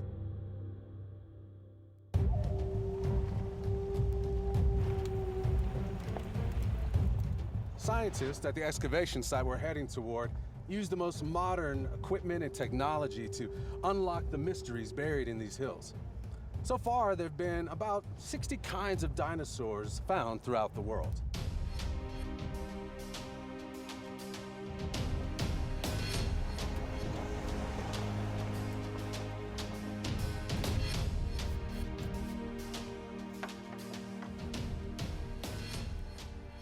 Between the 1870s and 1890s, rivalries between scientists fueled a great dinosaur rush. While those years brought many advancements in the study of dinosaurs, the most amazing discoveries actually happened in the last few decades, in places like this.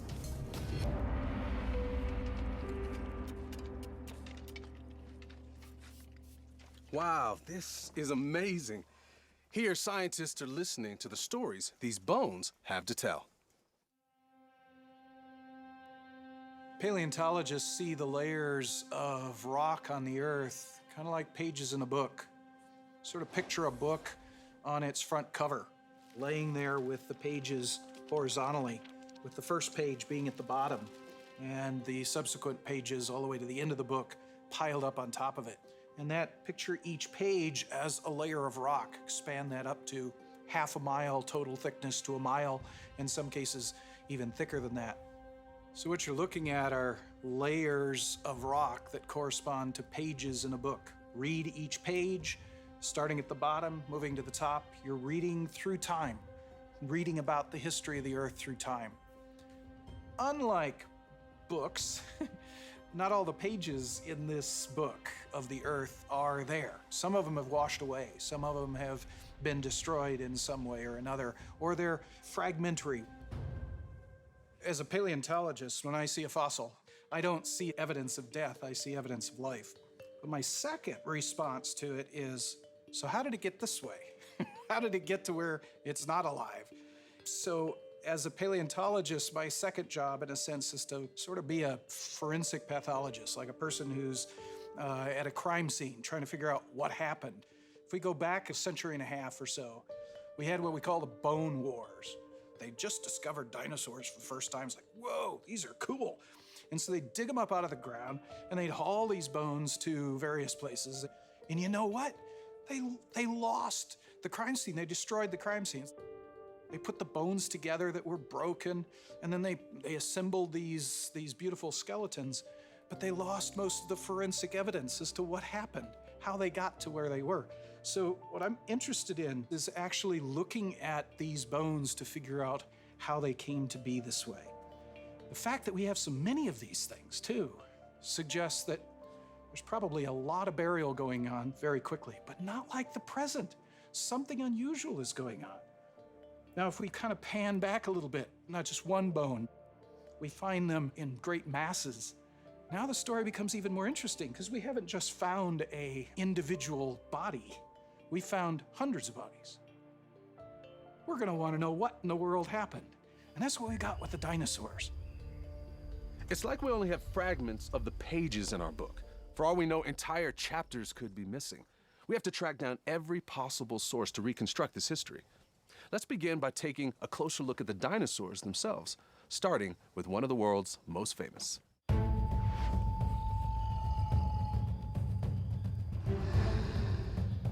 Tyrannosaurus rex Sioux, as it's known, was one of the largest T-Rexes ever discovered in South Dakota. And it's actually now residing in the Field Museum in Chicago. What's spectacular about it now is that one of the largest and possibly one of the oldest T-Rexes ever discovered, but it's very complete. About 90% of the skeleton is actually real. Also, Sioux, with its large head, huge skull, showed some design features that indicate to us it would have been a good predator, probably. Tyrannosaurus rexes in general had very good vision, it appears. They actually had stereoscopic vision. You look at the skeleton and you look straight on, its eyes could look right at you. They had very good vision. A lot of dinosaurs could only see to the side, but T-Rex could look directly at you, right over the top of its nose. And speaking of the nose had a very large olfactory lobe in the brain, so the nose was probably very, very good. Almost like a shark in the water, a T-Rex could smell things probably miles away. Scientists estimate that Sioux was about the size of a large African elephant, 5 to 7 tons. How does a creature that big end up as a fossil? There's only one way. She had to be buried in layers of sediment before scavengers got her or she decayed. Here's another dinosaur who met a mysterious end.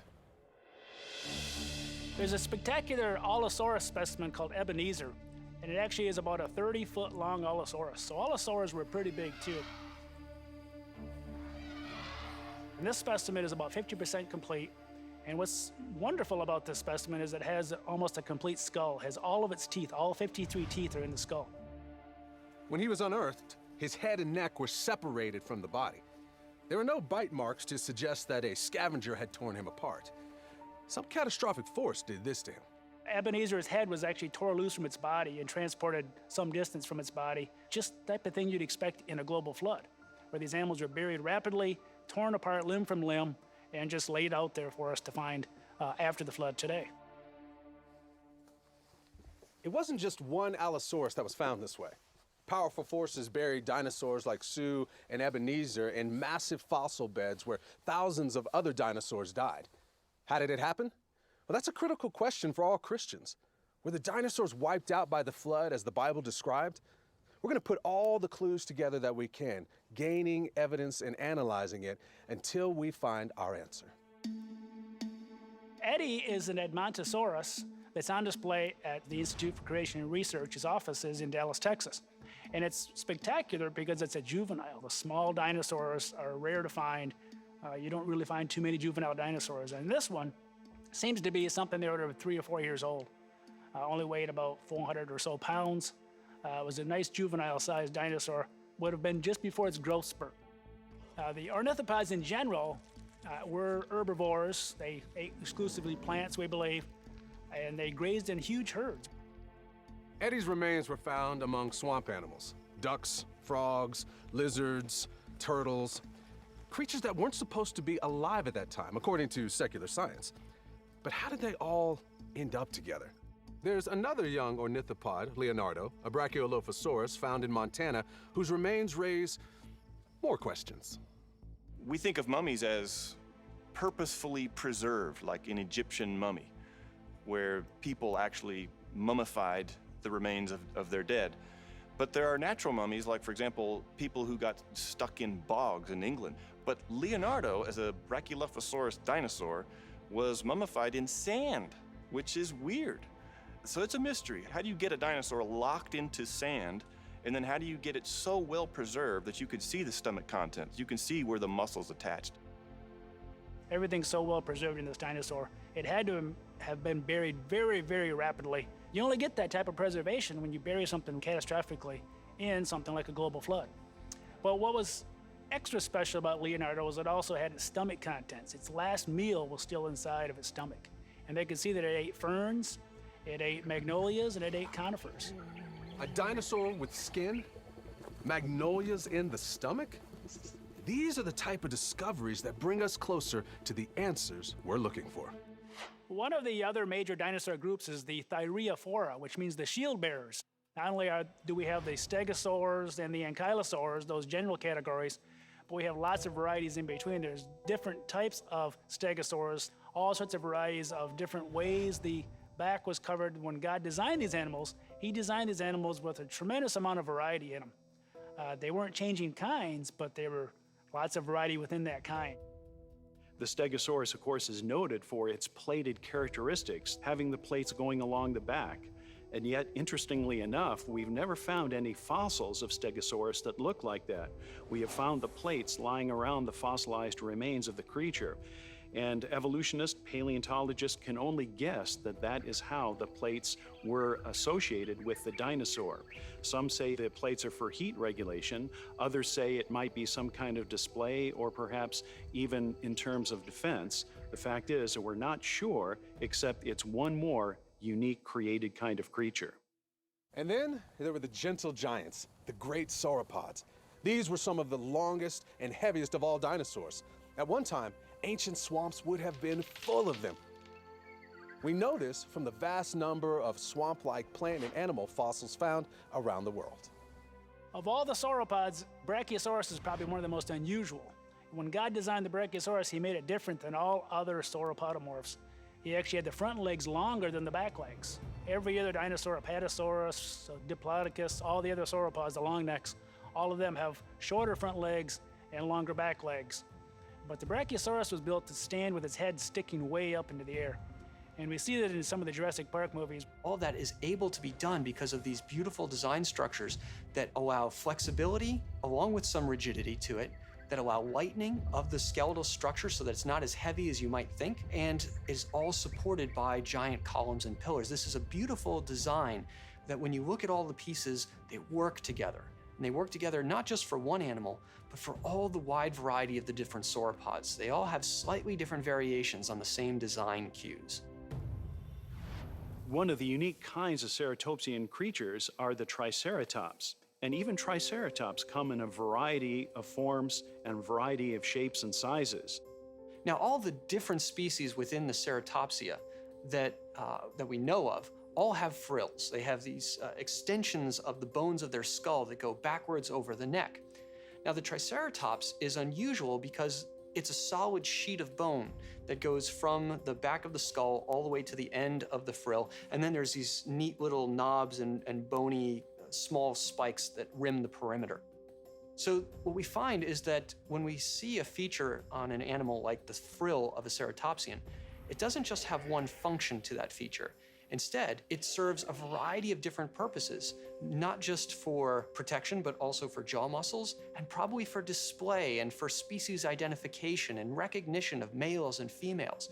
We only have part of the picture, but what we do is part of something absolutely stunningly gorgeous. While the physical details varied, all the important features are in place on these dinosaurs. You don't see evidence that they evolved from another specimen. It's just one gloriously diverse group, as if God created different varieties just for the beauty of them. There's still one more creature to look at, a dinosaur with a reputation as a bloodthirsty killer, thanks to the movie Jurassic Park, the Velociraptor.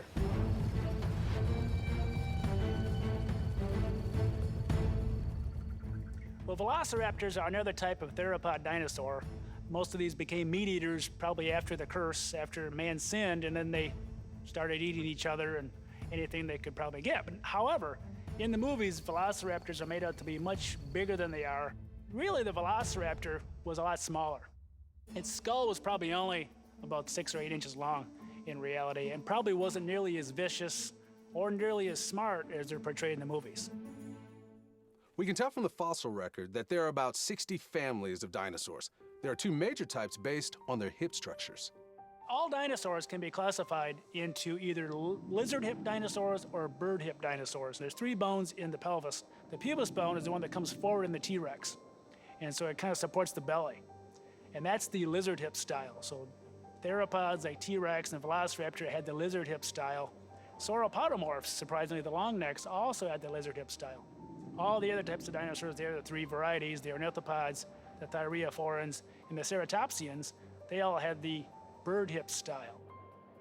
What's kind of ironic about that is the secular world says that the T-Rexes and the theropods, the velociraptors turned into birds, but yet they have the lizard hip style. Do these distinctions matter?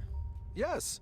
It's important to know whether dinosaurs evolved into modern birds and reptiles, as is widely believed, or whether they always existed just as God designed them. First, we need to look at what a dinosaur is and isn't. We need to understand the difference between them and modern-day reptiles. See, scientists used to think that all dinosaurs moved like alligators, with their legs out to the side, bellies and tails dragging.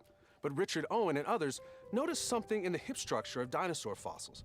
The legs came straight down from the body, which meant they moved more like a rhinoceros or an elephant. We've also found thousands of dinosaur footprints that show an upright position with the feet close together. We find very few signs that any of them drag their bellies on the ground.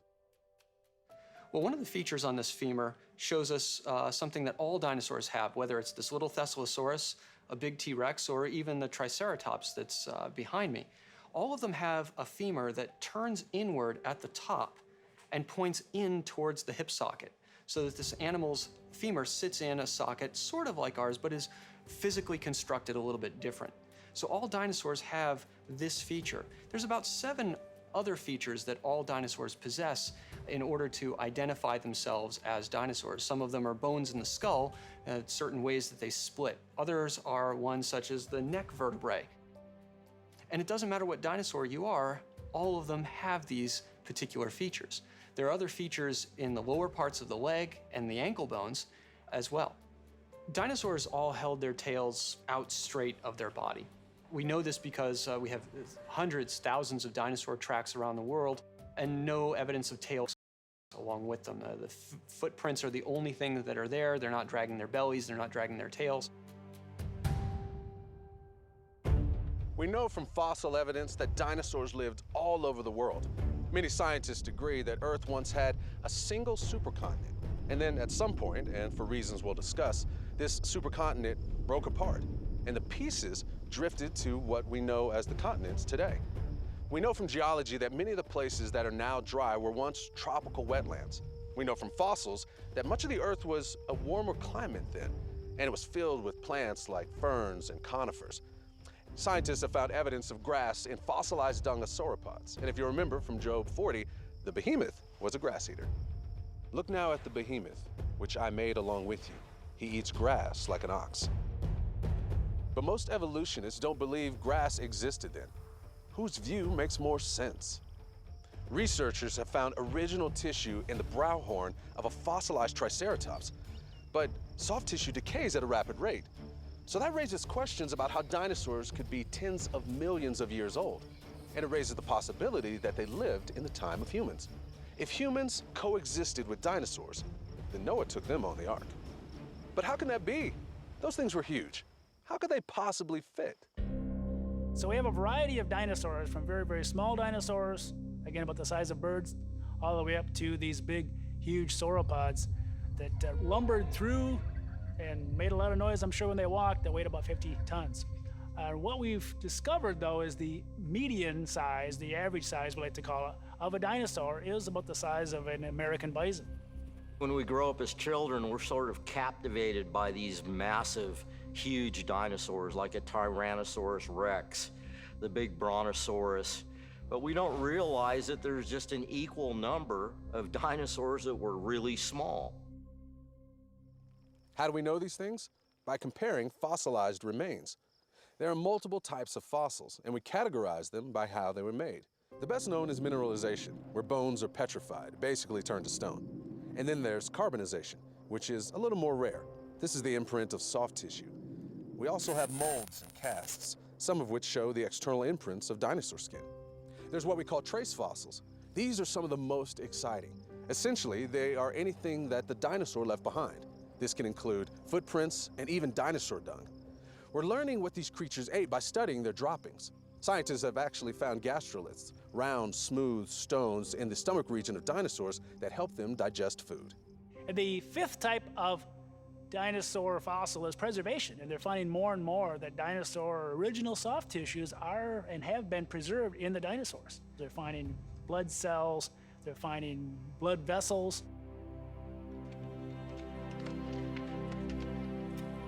With every new dinosaur find, with new tools to analyze the discoveries, the shadows begin to lift.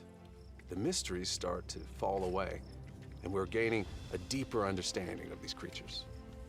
So paleontology is a lot like forensics. You're walking into a crime scene, one that's fossils. And because it's fossils, it's a crime scene that doesn't have any witnesses. The only witnesses are the stones that have a story to tell, but it's the job of the paleontologist to tease that out from the fossils and from the rocks in which we find them. We're getting one step closer to showing that dinosaur fossils are not as old as you've been led to believe.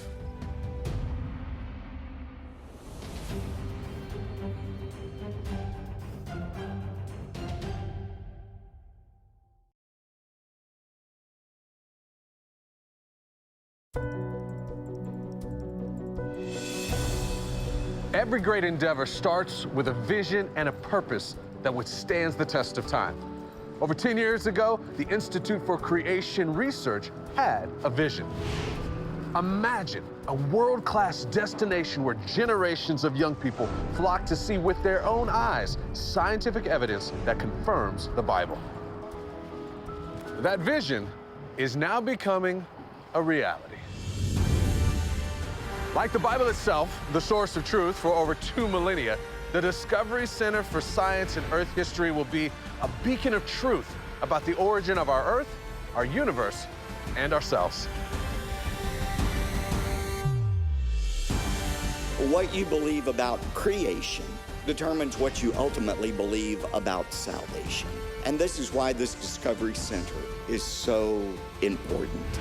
The overwhelming majority of our young people today have absolutely no idea that the true facts of science support the biblical message better than any other science lab in the country.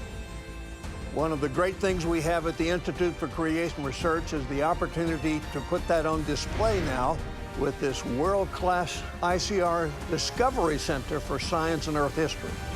This Discovery Center is different from other Discovery Centers and museums. This is a place that you can bring your children to see how science confirms what the Bible teaches. They're going to come here and their parents will know that their kids are going to be getting solid foundational truth. We're very excited about this Discovery Center and some of the technology we have planned. We have interactive kiosks where you can learn about topics in more depth. We have a 3D immersive planetarium where you can go see the rings of Saturn up close, or you can take a virtual helicopter tour of the Grand Canyon or Mount St. Helens. We have an Ice Age theater with the air conditioning turned down so that you can see these movies about the Ice Age and how the Bible explains it. We're going to have a section of the Ark that you can actually walk inside, and animatronic, moving, very realistic. I think the visitor is going to just be overwhelmed with the quality of the work and the quality of the dinosaurs, the quality of the animals that are in that room.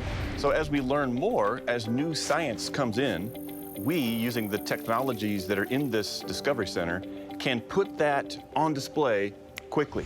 Great progress is being made toward realizing this vision. With your financial support, the Discovery Center for Science and Earth History will soon be a reality, and we can start proclaiming the biblical account of creation for all to see. It seems like there are only two axioms in building a major construction project. One is that it takes longer, the other is that it costs more. We've spent about $20 million over the last 5 years getting this Discovery Center to this point. We're closing in on the home stretch now, but we still need about $8 million to complete it. We need your help. We are so close to the goal that God has set in place for us, but we need your help to help put us over the finish line. What will you give to leave a legacy that will influence future generations for Christ? What will you give to make the truth of God's creation known to all? Invest now in the work of the kingdom, in the souls of men, for the work of eternity.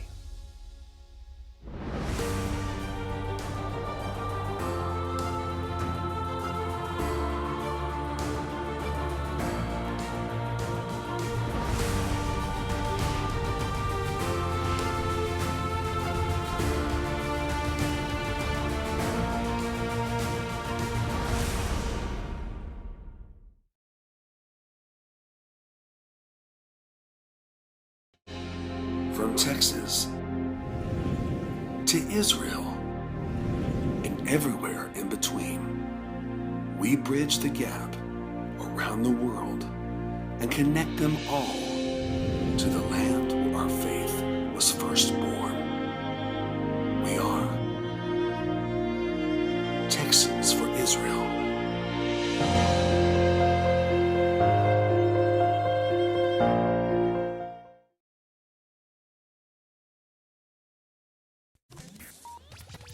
Hi, I'm Dolan K. Dow with Cry for Zion. You are watching ITVN, Israel TV Network.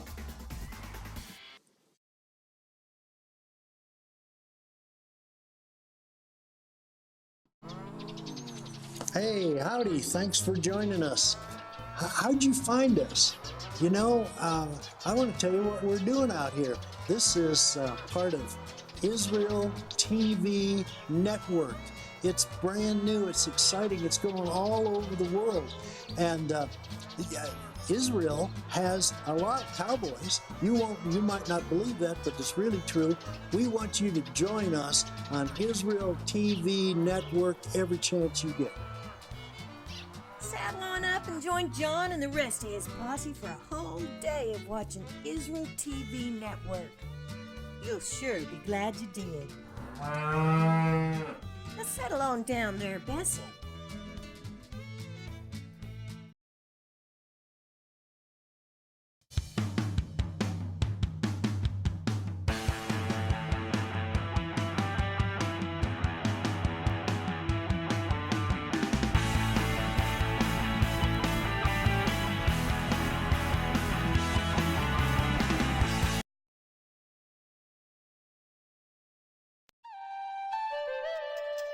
You are watching ITVN, Israel TV Network.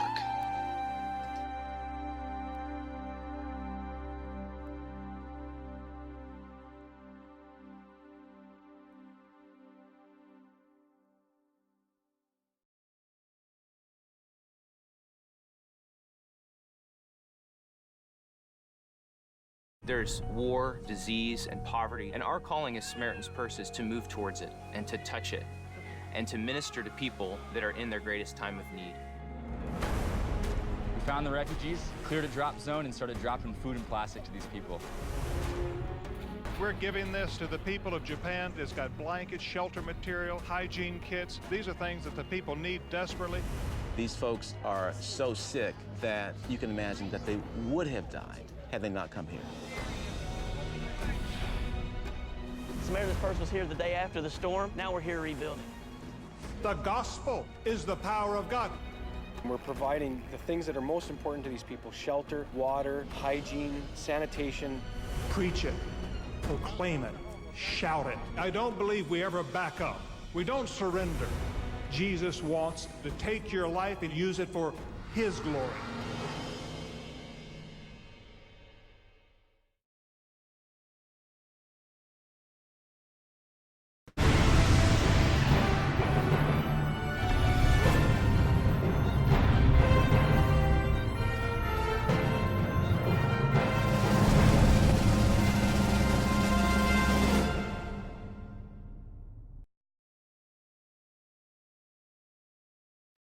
Well, hello everyone. I'm Faye Hardin, host of Faye Hardin Presents. My program airs weekly right here on the station. We address current events,